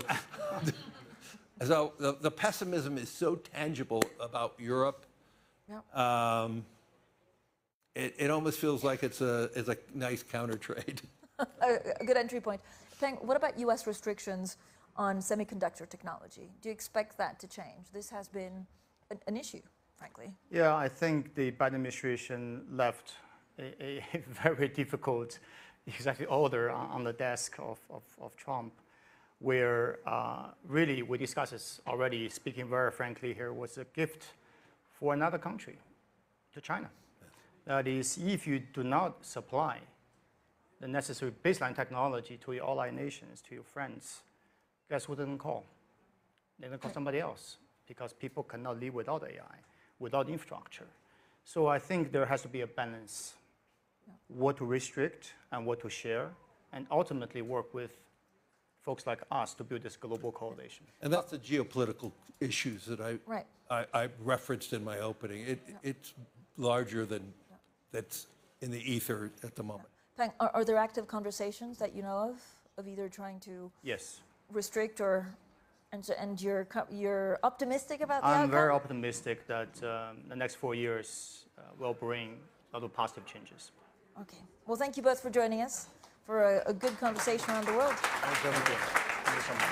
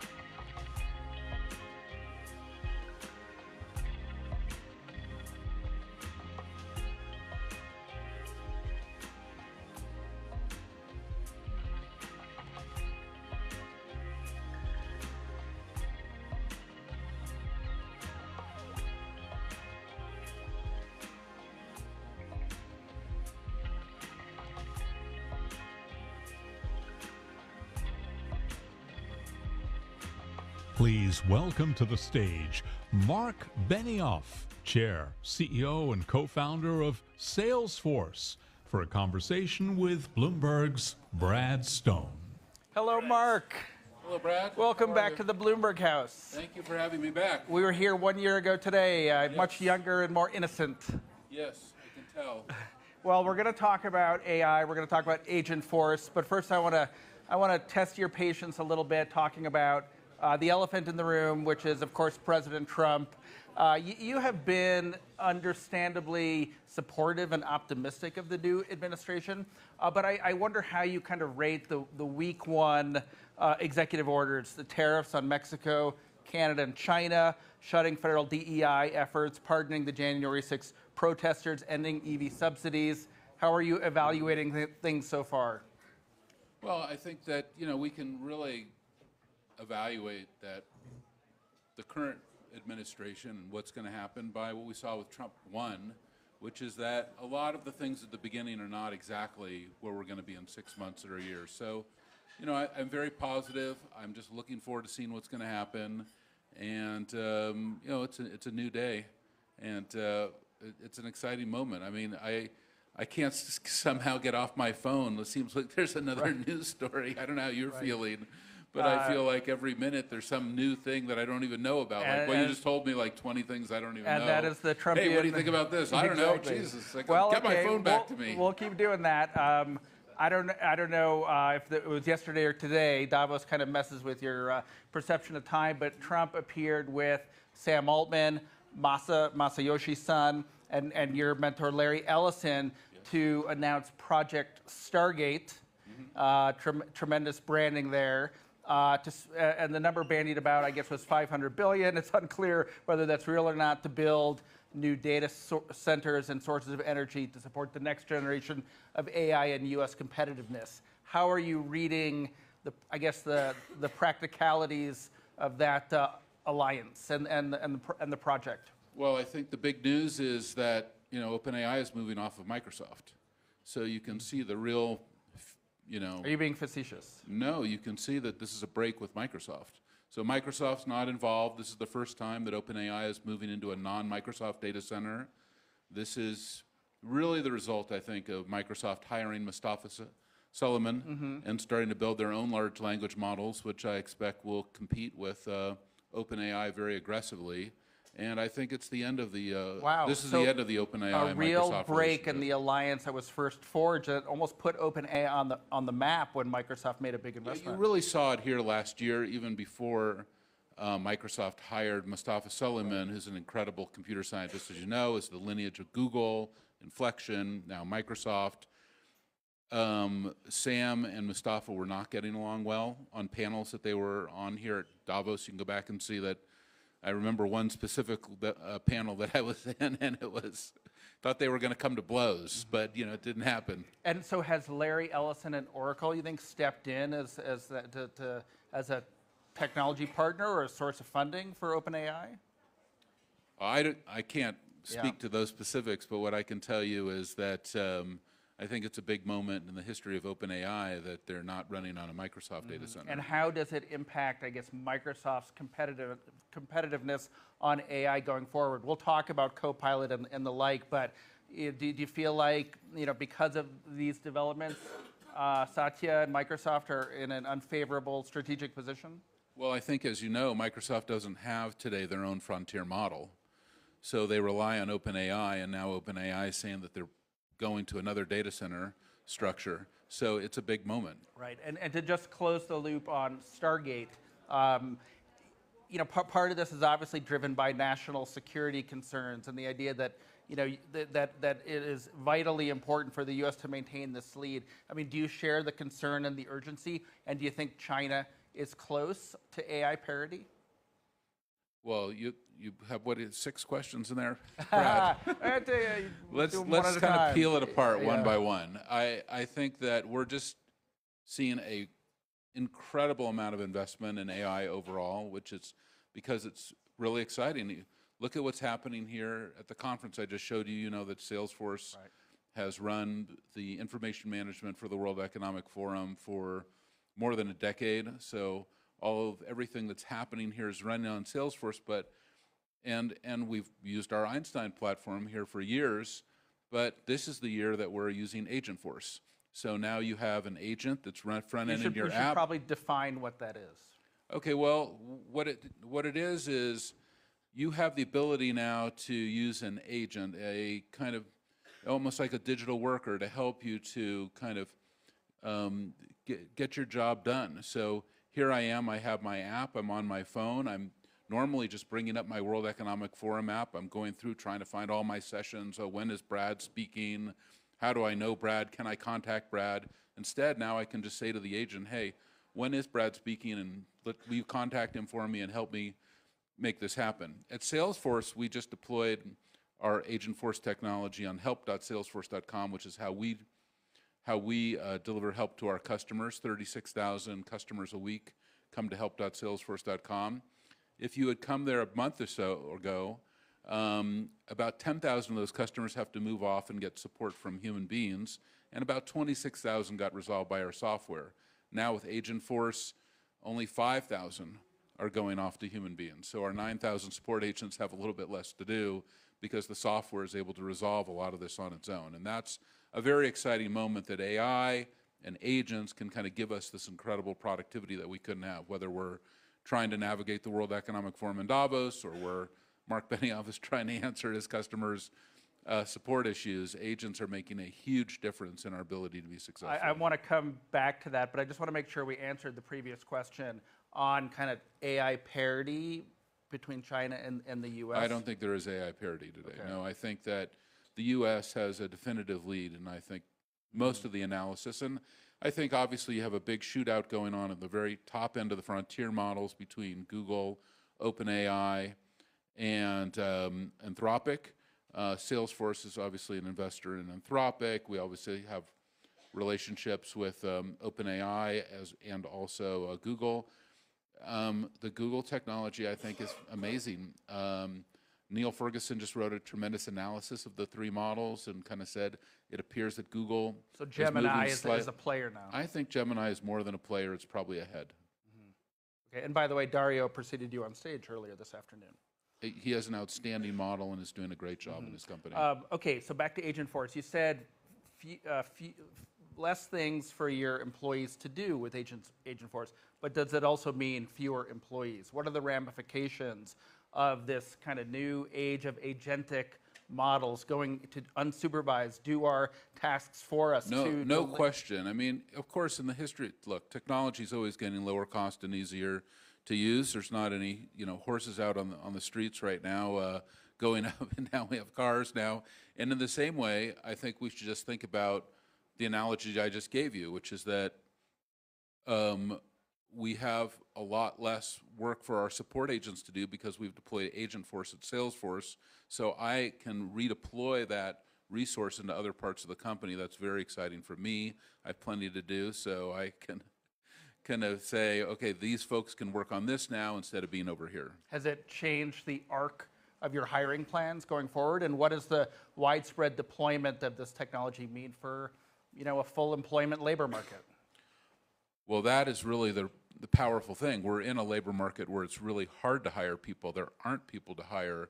I want to radically expand sales and service and marketing at Salesforce because we are seeing a huge amount of demand in moving and deploying our new technologies. Finding those people incredibly difficult. That I have agents at my disposal is tremendous. So look, I want an unlimited workforce. I think everybody does. Agentforce, AI agents, that's the beginning of an unlimited workforce. I'll give you an example. We have a customer called Wiley. They're a bookseller in the U.S. You probably have picked up some of their books when you were in college. We know them well, yes. You know them well. And they have this moment every year called back to school, and they have to normally hire a lot of gig workers to go into sales or into service or whatever it is. This is the year they did not have to do it. They were one of our launch customers on Agentforce. They had the ability to just scale their sales and service when they needed it and then bring it back down when that demand spike ended. And we have now, lots of examples of that. So we've now released the code. Late October, we did about 200 deals in our third quarter. In our fourth quarter, we'll see thousands of Agentforce deals, and I've never seen anything go as fast at Salesforce as this. I've never been as excited about the technology industry as I am right now. So in the tech industry, we love a good old-fashioned feud. We used to have a lot of them, like Larry and Bill sparring. Kendrick Lamar and Drake had nothing on the tech industry. But recently, you've been tweeting or posting on X as you describe Agentforce and drawing juxtapositions with Microsoft and Copilot. Not to do more Microsoft bashing here, but I think you compared it to right ahead, Flippy. Brad. Yeah, no, but I want you to, because I don't know that I really fully got my brain around it, how the Agentforce model is different than the Copilot model. I can make it very simple. Yeah, what are the two? Well, first of all, you're right. Microsoft has disappointed, a lot of customers with Copilot, and the reason why is I'm not sure everybody agrees, but okay. Well, go ahead. I mean, you can read the Gartner analysis, you can read a lot of the media, but I'm sure you're a big Copilot user yourself. Is that right? I try to moderate my use. Oh, a I little see. bit. So you don't use I don't it. want All right, but you're like most people. You don't my use writing it. For me. All right, thank you. Thank you for making my case. But anyway, the point of it is all Copilot is repackaged ChatGPT. So in a chart I just saw of like the 20 most used apps currently on the internet, like OpenAI was very much at the top. Copilot was not on the list. I just retweeted it actually. So when you look at that, why that is because why use it? It's not really offering me any value. So Agentforce is really what AI was meant to be, the ability to give a company, a user, a customer, really the value of artificial intelligence. That's why I was excited to bring it to the show, excited that Davos has deployed it, and we can really show customers here this is a really great opportunity. And an example, yesterday we were in a session with Royal Bank of Canada, who just deployed it for their wealth management. Look, their ability to scale and compete against the big U.S. banks when their wealth management is augmented because they're using Agentforce. That's very exciting for them. Their CEO, Dave McKay, is here. It was really a great moment to hear, what they're doing with this.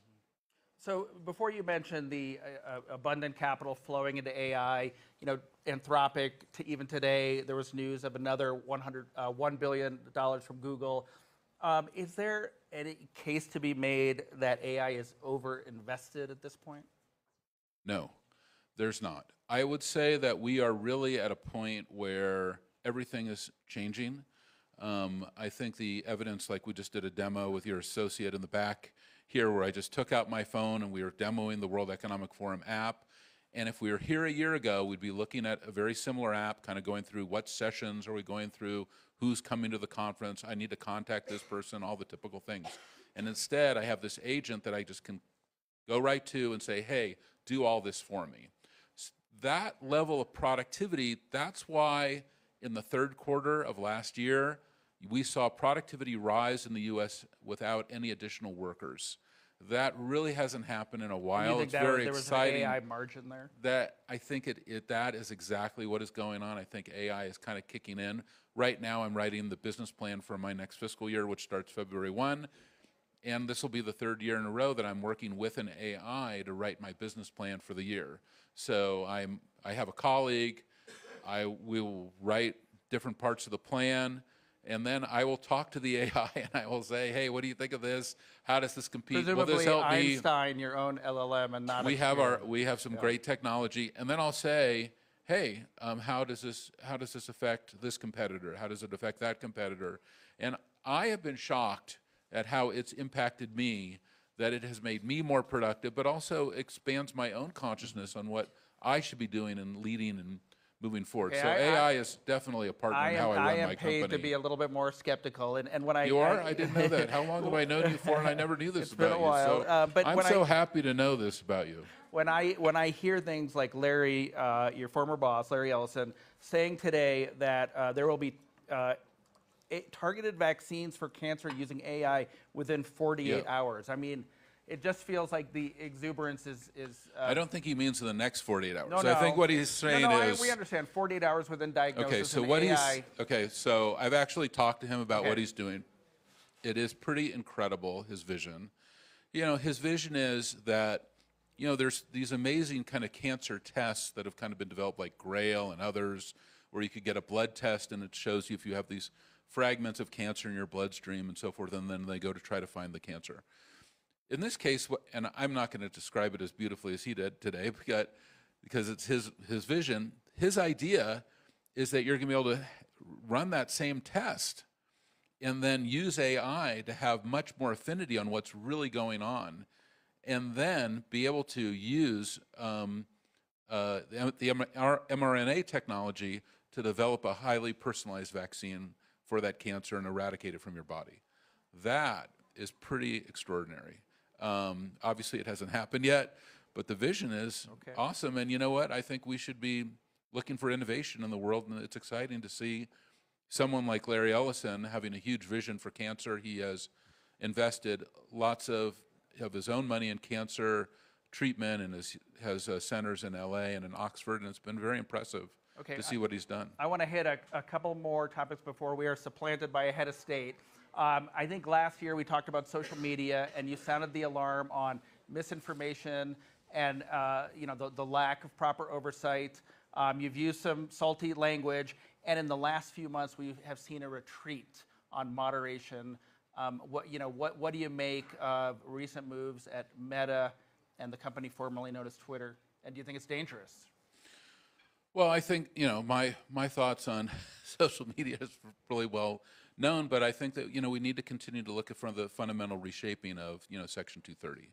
I think if we are going to let these organizations go to every possible extreme, then they should be held accountable and liable for whatever the content is.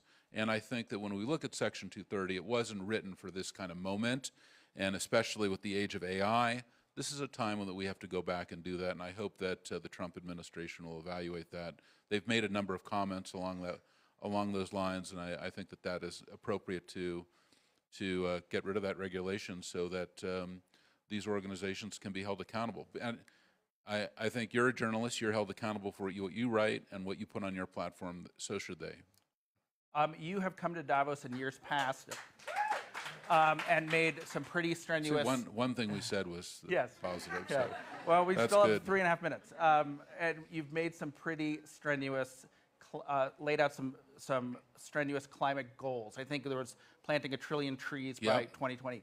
I mean, how worried... In fact, today, right now, actually, we're announcing that we're delivering the largest forest reserve in Earth's history in the Congo. And the President of the Congo is making the announcement, part of the 1 trillion tree announcement that we did 5 years ago. And we're almost at 200 billion trees. So we're not quite at 1 trillion, but we got to keep going. Well, and that will sequester 200 gigatons of carbon. I wanted to ask you... Okay, I'm glad you're excited about that. I am Thank excited. You. I love trees. We love trees. I'm not sure you do, based on that, Marc. but you spent exactly about 5 seconds on trees and a lot on get Larry Ellison. I think you like Larry Ellison more than trees, Brad. Okay. My question is, I'm just saying, that's my increased observation. energy use required to run these AI data centers, if the industry is sort of conveniently waving it away, talking about nuclear, if we've really accounted for the requirements that these companies are going to need as they scale up their operations. Yeah, well, I think that whole idea that energy still needs to get rationalized against what's happening with these data center demands. And some of the stuff that's happening, I think, is there's some kind of indiscriminate kind of development and people just using as much as they can and so forth. I think at Salesforce, we continue to try to do our best to be a net zero company, including in the work of our AI. We'll deliver about 2 trillion AI transactions this week. We've been doing that for about a decade. You mentioned Einstein, now Agentforce. And even in the development of our own models and all of these things, we have not had these same exhaustive energy demands. And part of that's because of how we operate our own systems. But I think for everybody, there's probably an opportunity for another level of efficiency. And what is the solution? Is it nuclear? Is it fuel cells? Like, how does the industry catch up to the energy use that will be required? I think that how are we going to get more energy in the world? I mean, I'm not really an energy expert. I'm obviously a huge bull on fusion. I think what Commonwealth Energy is doing is incredible. I'm an investor in the company, and I hope that it's a huge success. And then, yes, I also think these kind of SMR modular nuclear plants, I think there's a new one just going in Texas, for example, right now, and other places. I mean, if you think about it, we've run small nuclear for a long time. Everyone knows about nuclear submarines or nuclear aircraft carriers, right? And that's basically what we're talking about. Why don't we just take one of those and just plug it into our grid? We just don't think that way. But that's all we're really talking about, being able to just use the energy that we have in the world that's available to us and deliver it in a clean way. I think obviously we have to think about the amount of carbon we're putting into the atmosphere. It's very significant, not just from our emissions, but as you mentioned, the trees, and I hate to go back there because I know you have a detest for them, but we used to have 6 trillion trees on the planet. Now we have less than 3 trillion. Every trillion trees is 200 gigatons of carbon. So that's 600 gigatons of carbon that we emitted through deforestation, and connecting that back to industrialization, we've only emitted about 200 gigatons through all industrialization. So you can see deforestation remains a major issue. Last question, you can give me a yes or no. Yeah. You're the owner I know we've probably exited the trees now once again. We're done with trees. Well, no, this is actually a no, tree I question. understand. You're the owner of No Time. one's going to accuse you of being the Lorax, Brad. You're the owner of Time magazine, a tree-based publication, at a time where it's very uncomfortable for media owners. There were reports that you're going to sell. Are you going to? There's no deal on the table for Time. So if we do sign something, I will call you right away. Marc Benioff, thank you very much. Thank you.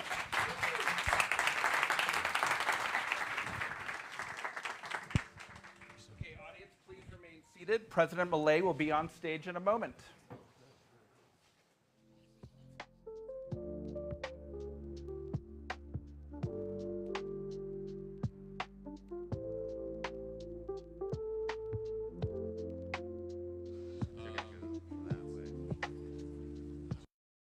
Yes. Yes. Milton by Milton Friedman, and Robert by Robert Lucas. Yes. Lucas by Robert Lucas. I tell you, it's very cool to name your dogs after free market economists. They should get exactly. Which is the worst behaved? Todos se portan muy bien. Pero hay uno que es más divertido, por decirlo.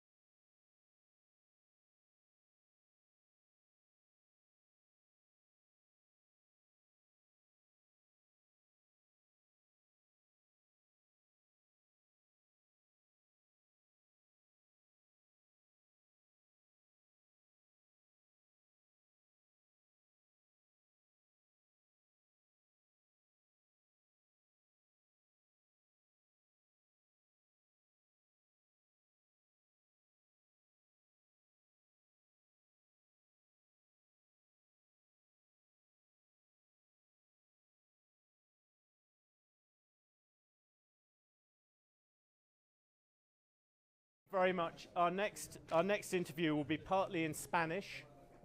So if you need a translation headset, please raise your hand and a member of our staff will bring one to you. It is my great pleasure, although I can see he's attracting some attention already, to bring to the stage, hopefully, when he's had his photographs, the President of the Republic of Argentina, Javier Milei.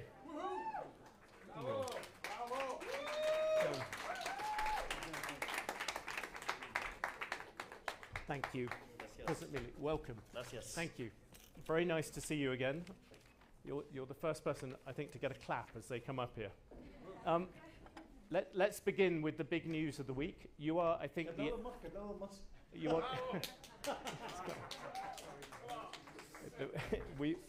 You are perhaps the only world leader here at the moment who is in Davos, but also went to the inauguration in Washington.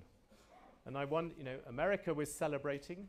Should the world celebrate the arrival of President Trump? Definitely, the world should celebrate the arrival of President Trump.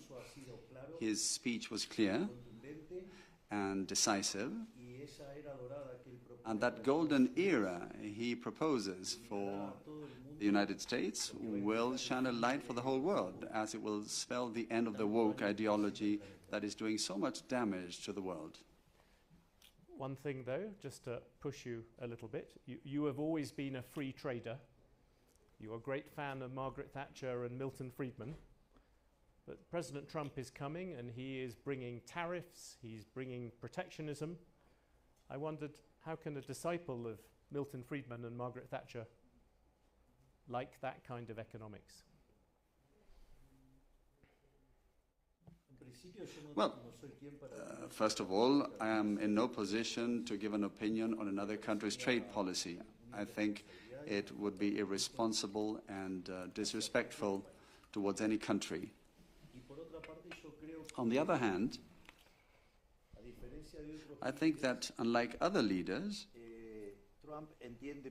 Trump understands very well geopolitics and uses the US trade geopolitics as part of the broader geopolitics. It's not that he is protectionist. Rather, he knows what the role of the US in the world is, and therefore, his trade policy is a part of his geopolitical strategy. It is a geopolitical tool. That's the point. So if you fail to understand the playing field that Trump is playing on, it'll be hard to understand his vision. But certainly, the guidelines he is putting forward will bring a much better world, no doubt. Did you discuss a free trade agreement with Argentina, with President Trump or his advisors? We are working very hard on the possibility of entering into a free trade agreement, and in fact, when I recently took over as pro tempore president of Mercosur, I pointed out that Mercosur should move forward on three fronts. One related to the fight against terrorism, drug trafficking, and that is also easy to move forward on, bringing down the common external tariff, but also being able to make progress independently. In other words, that each of our countries should have independence to be able to work on trade agreements, because clearly Argentina has decided to become integrated into the rest of the world. It wants to go back to its golden era in history, what was an important world player. And for that, we need to move forward on free trade agreements. We need to open up the economy, and Mercosur can't become an obstacle to that. Therefore,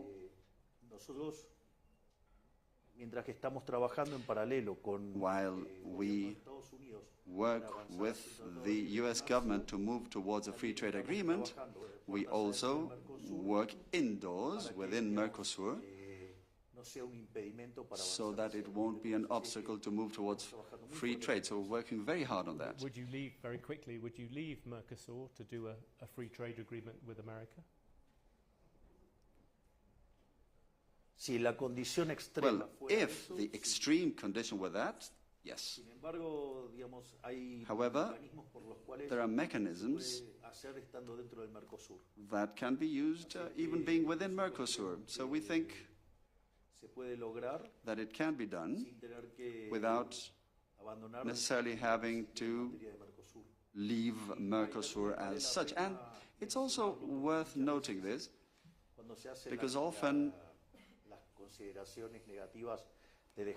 when comments on the negative consequences of leaving Mercosur, reference is made to the automotive industry. But the automotive industry has an agreement outside the framework of Mercosur, so that is a false argument.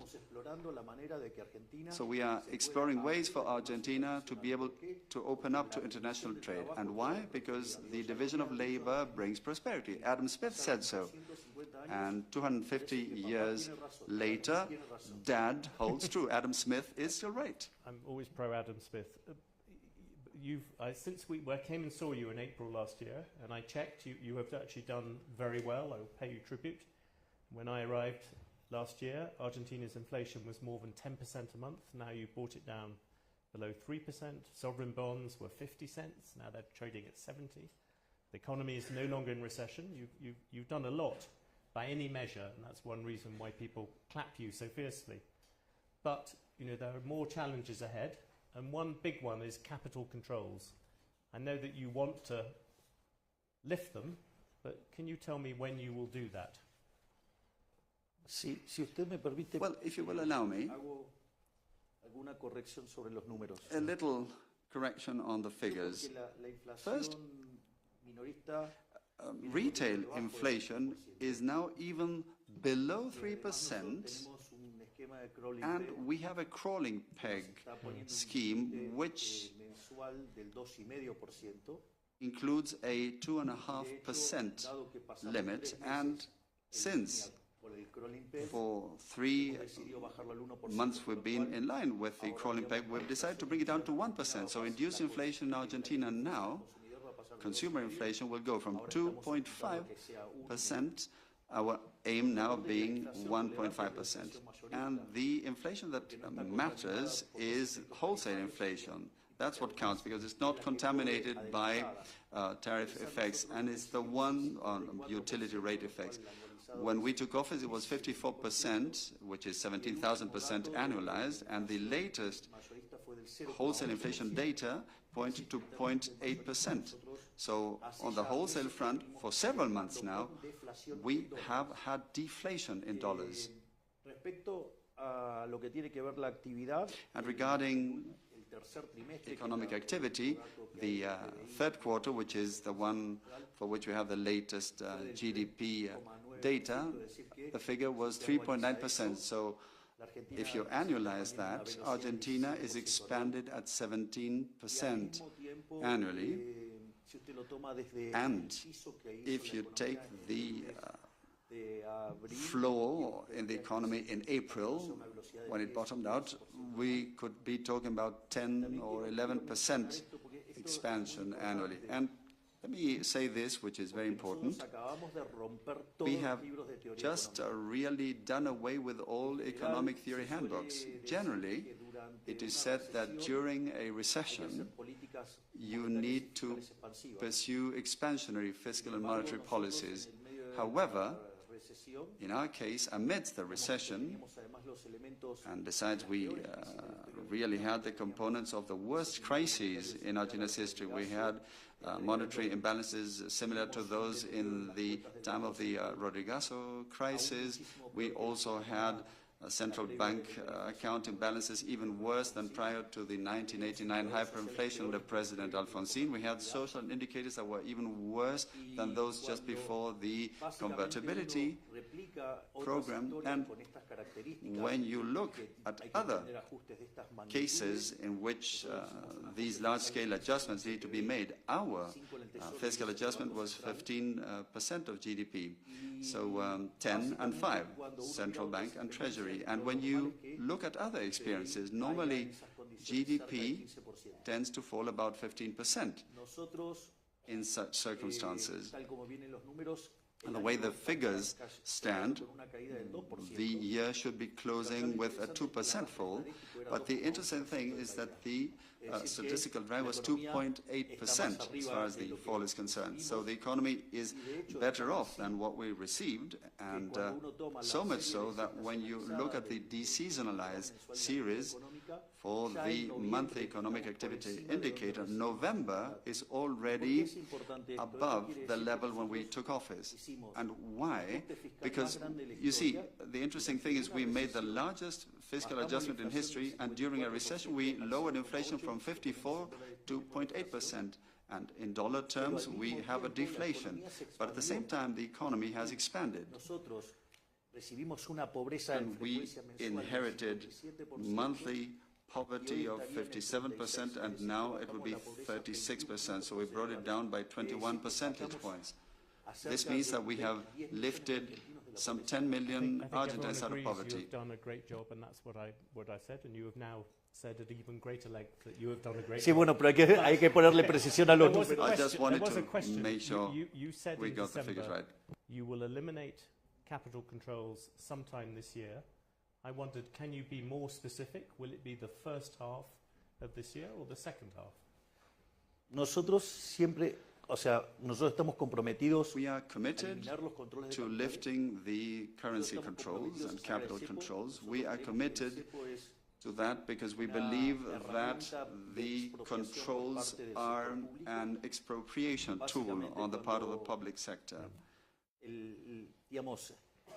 Los gobiernos anteriores abusaban. Past governments abused the money printing and generated inflation, and people wanted to switch portfolios to protect themselves. And the controls were introduced in order to artificially create more demand for pesos.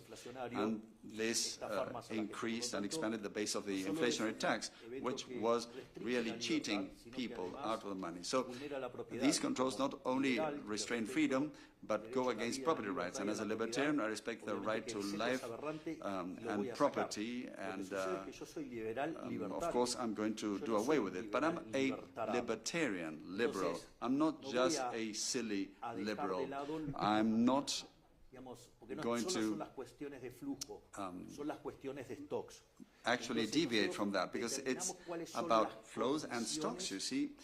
We have found that we need to define the conditions to remove the controls. One of them is that induced inflation should converge vis-à-vis observed inflation. So now we are moving on to a crawling peg of 1%. What will happen after 3 months if the figure of inflation is 1.5%? This means that we would be converging in terms of inflation, and we would have to do away with a crawling peg. And another thing we have set as a condition is that the observed monetary base should coincide with the broad base, so that we will be sure that the money overhang generated by currency controls will go away, and when we open up and lift the controls, there will be no run. And the third point has to do with the possibility of getting finance. But why is financing important? Because this brings forward in time the end of the currency controls. We will be doing away with the controls at a point when we again rebuild the stock balance in the central bank. The difference is that if we secure the financing, the exit will be faster. This is also very important. Any kind of agreement we may enter into with the IMF, with investment funds, and or with investment funds, means funds coming into the Treasury's coffers that will be used not to finance the Treasury, because the Treasury is in a fiscal balance position. It will be used to repurchase debt as far as the central bank is concerned, which is, by the way, the Treasury's largest creditor. And this has several effects. The total debt does not increase. It's just the composition of it that changes. But you rebuild the central bank balance sheets, and the more solvent the central bank is, the balance price level is lower, and if you take the current price level and the long term, the slope gives you inflation. When you rebuild the central bank balance sheets, you also bring down long-term inflation. So what you're going to do, if we secure the financing, is ensure that this is a lot faster. Again, we're going to end the controls no matter what. The thing is the speed. The more financing we get, the sooner we'll get out. It depends on the IMF. You have this, at this moment you are negotiating with the IMF. At the moment, Argentina has a $44 billion program. Are you trying to get an increase on that? Or would you be happy with just rolling over the 44 billion? Una parte tiene que ver con part of it has to do with the structure of payments, and another to push them further out. Claro. Y otra parte tiene que ver and another part con conseguir has to do with getting fresh funds to rebuild the central bank accounts, the stocks, and thereby accelerate the lifting of the currency controls. That is not being discussed. It's definitely going to happen, but I can't consider lifting the controls if I don't know how much money we're talking about. And it's not just about how much, but about how. Because what I need to do is match the flows of funds. So the key is about that. This whole negotiation makes it clear that we are going to lift the controls, but the exit will depend in terms of the speed on the amount of the operation and on how the operation is structured. In other words, it's not the same if I get all of the money cash as opposed to in installments. What I need to match is a flow of funds. On that specific, would you like more than 44 billion? Just yes or no? Sí, obvio, digamos. Yes, of course. There would be fresh funds. Yes, right. But what matters here, what's important, is that the new fresh funds will not increase Argentina's total debt, because they will be used to pay off debt that is held by the central bank. The national treasury's largest creditor is the central bank, because Kirchner actually cheated Argentines by placing illiquid bonds in the central bank and took away the reserves. So what we are trying to do is rebuild the assets, replenish the assets of the central bank, so as to free up the stocks and pay off the dividend debts, for example. And, sorry, one more thing. We have made great progress towards lifting the controls. When we came into office, only 10% of imports was being paid, and now nearly 100% is being paid. So there has been enormous improvement, and there are still some fine details to another finalize sort of this. creditor out there, another big investor is China. You know, historically, you were not a fan of China, I think it would be fair to say. But the Chinese government has lent Argentina's central bank more than $18 billion. Plenty of Chinese investment in Argentina. You said you were going to go to Beijing this month. Is that still going to happen? Nosotros hemos tenido unas reuniones muy positivas. We've had some very fruitful meetings with the Chinese embassy and with Xi Jinping, a meeting which we had in Brazil during the G20 summit. Consideramos que somos economías complementarias. And we consider that our economies are complementary and that there's a lot for us to do together as great trade partners. So the flip side of the swaps has to do with commercial situations. The idea is to deepen the trade relationship. In fact, we intend to pay a visit to China. But are you a bit like President Trump? Do you appreciate China more now you are in office? A veces también uno tiene que aprender. Well, sometimes you also need to learn. Yes. Usted no aprende todos los días. Don't you learn something new every day? Can I ask? Yes, we always try. You have one particular thing. Will you go back to the Bueno, yo si no aprendo perjudico a los argentinos. Well, if I fail to learn, I will harm the Argentines. So have extra pressure to learn fast. What about going back to the international bond markets? When do you think you will hope to do that? To go and raise money by yourself without the IMF, without talking to China? When do you think you would?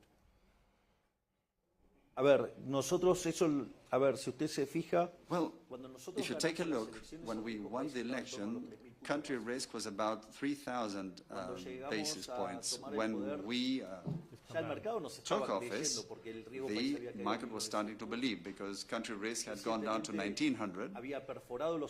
Recently, it had pierced the 600 basis points. Now it has bounced back. Obviously, profit taking is only natural. That should be no cause for concern, but we have a zero deficit fiscal rule on the financial line. So if you have zero deficit, you don't take on new debt. So the debt to GDP ratio is a decreasing one. Moreover, this is the first government during our most recent democratic period. This is the first government that has brought the debt down by $30 billion. In this past year. So Argentina has a position of solvency that is very powerful, and this is about zero deficit. At the same time, the impact this has on country risk and on the interest rate makes Argentina find a trend growth floor of 4.5%, which means that in 50 years' time, Argentina would have the same per capita GDP as the United States in 50 years' time, with the United States keeping the current rates. But you should also consider that the adjustment was made by bringing down public spending, not by raising taxes, because in fact we gave people back about 15 percentage points of GDP. And not just that, we have also undertaken the largest structural reform in the history of Argentina, which was 8 times larger in scale than that under President Menem, through an emergency decree and a comprehensive reform package bill. But every day, our wonderful, marvelous, genius deregulation minister, Federico Sturzenegger, does away with regulations, and about 4 every day. So we're on the way to certainly becoming the freest country in the world at some point. You have your friend Elon Musk. He is trying to do the same thing in America. Just hold on, because I didn't fully answer the previous question, and what you asked previous is very important. This means that the debt to GDP ratio profile in Argentina comes down a lot. So when we finally free the currency controls, we lift them, the risk rating agencies will greatly improve our ratings and will be able to go out to market very easily, because it's not that we need debt in order to cover deficit. We would just be rolling over debt in a decreasing debt to GDP context. So that will happen easily, and that's why it's so important for us to go into 2026 without controls. Government efficiency. You are famous for your chainsaw, for taking this axe, this chainsaw to Argentine government. In America, you have Elon Musk, your friend, who's trying to do the same thing. Voy a hacer una mención adicional. Let me make another point. The owner of the chainsaw is another one of my brilliant ministers, Luis Toto Caputo. He is the one who undertook the cuts, and this is very important. It's not just the... lend him to President Trump. O sea, No solo tanto, lo necesito en Argentina. I need him in Argentina because I want to continue to bring down spending, to continue to lower taxes. Pero a lo que quiero decir es lo siguiente. But what I mean is this. Ahí también This is important. quiero ponderar el excelente trabajo de I would also like to praise the great job done by my brilliant minister, Toto Caputo. Because it's not just about making the treasury adjustment amounting to 5% of GDP in a way that wasn't painful for the people. And we need to do it quickly. We started to bounce back as from April already. And if we didn't do the job in the central bank, we could have had hyperinflation. And that's also thanks to the work of Toto Caputo and Santiago Basili, who heads the central bank, and also our finance secretary, Pablo Quirno. These things are very important. Sorry, I'm taking away some of your time going into these detailed answers, but they're very important. And clearly, what you say is actually happening because the IMF has actually invited our deregulation minister, Federico Sturzenegger, for him to share the experience of what we're doing in Argentina. And I will now make a point which is not minor. This is important to get the picture. When you look at the history of economic growth, the last 200 or 250 years of great, wonderful growth, this growth revolution we've had, thanks to which humans today live and are better off than emperors at any time in the past, this was due to the emergence of economic growth, the flip side of which is increasing returns, which in neoclassical economic theory are at loggerheads with the competitive model, the perfect competition model, which can't generate growth. Now, what is the problem? Increasing returns involve monopolies or concentrated structures. So when you look at a business and regulate it and want to make it look like some competitive company, what you're doing through regulations is to kill growth. And this is something that Kristalina Georgieva mentioned. She said, we see that total factor productivity is falling because of the situation regarding the regulations. This is why what Federico Sturzenegger and what Elon Musk is now doing in the United States, he's, even in North Korea. It's applicable in other places. I wonder because in Europe we have all these people who are sitting there and who have barely shrunk government at all, who barely, do you regard them as kind of wimps? Are they people who have not taken on government in the same way as you have? Bueno, al lado mío son todos tímidos. Well, next to me they're all wimps, right? A familiar modesty. Pero lo que digo es, sí, es que hay un problema de compatibilidad de incentivos. There's an issue regarding the incompatibility of incentives, because I come from outside politics. I'm an outsider, and I believe in this kind of adjustment, it's politics that needs to result. And most of the politicians in Europe and in most of the world, the ones that only occupy a chair in Brussels, make a point of creating an environment to be better off themselves, not for people to be well off. And this is why they have introduced so many regulations, and this is why Europe is the part of the world that is growing the least. So we need to give power back to the people, to citizens. We need to break the fetters that enslave you to through regulations or through taxes. In fact, all regulations are absurd. So for as long as politicians are not willing to surrender their privilege, they will continue to kill growth. And you know what? I take the presidency as a job. I have a job description, which is to lower inflation, to reduce poverty, to end insecurity, and to make the economy grow. And you know what I'm going to do once I'm done? I'm going to deliver lectures. You have midterm elections coming up, where all the things you've said will be on display. And your current approval ratings are quite high. But as you know, all the things you've talked about, there has also been pain for people in Argentina as you've cut, as you've done things. What do you expect to happen in those midterms? Because if you don't get backing there for all this macho talk, you could be in trouble. A ver, doloroso es lo que ha vivido Argentina. Well, painful is what Argentina has gone through in the past 100 years. Having been one of the wealthiest countries, it has become a miserable country at the lower end of the spectrum. I think that is painful.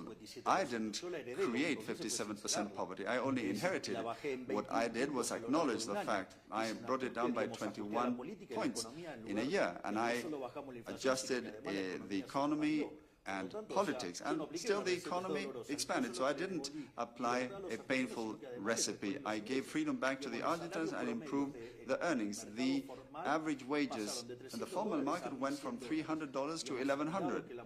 And given that the Argentine currency is no longer so depreciated, per capita GDP is 120% larger now, and the Argentines are way better off. This is why the approval ratings for our administration are around 60%. And if the election were today, we would get 50% of the vote. So there's broad consensus around our policies. People are getting it. The problem is not people. The problem is politicians who are losing out as part of this. One last thing. Do you worry at all? You are a great student of economic reform in other places, is that people can often have this huge push at the beginning. We saw this with people like Margaret Thatcher, maybe Ronald Reagan as well. But then after a bit, the momentum gets into trouble. What keeps you going at the speed you are going at the moment?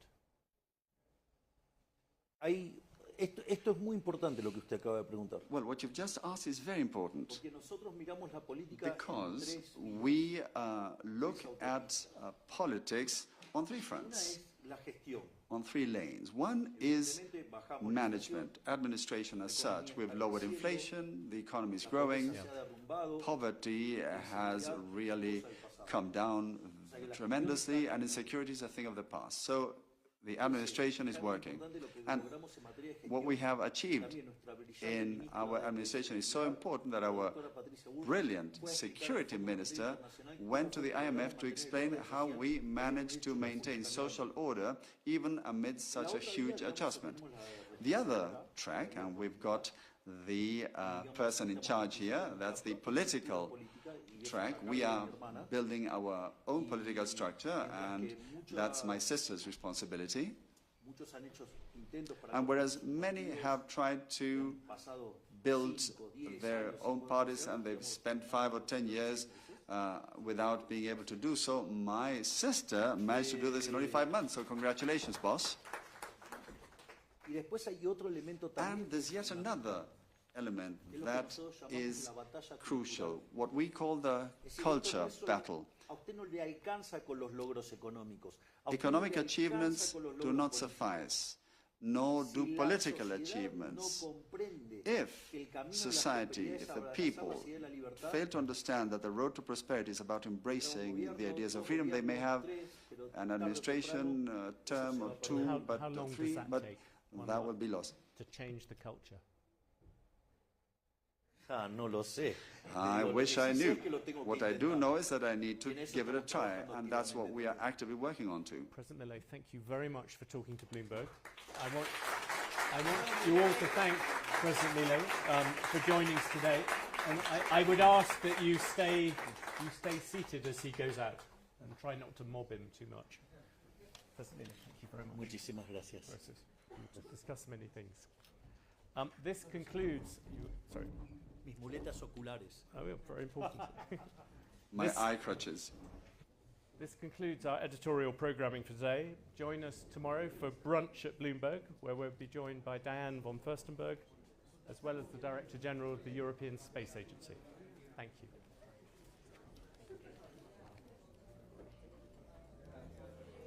I'll try to wrestle.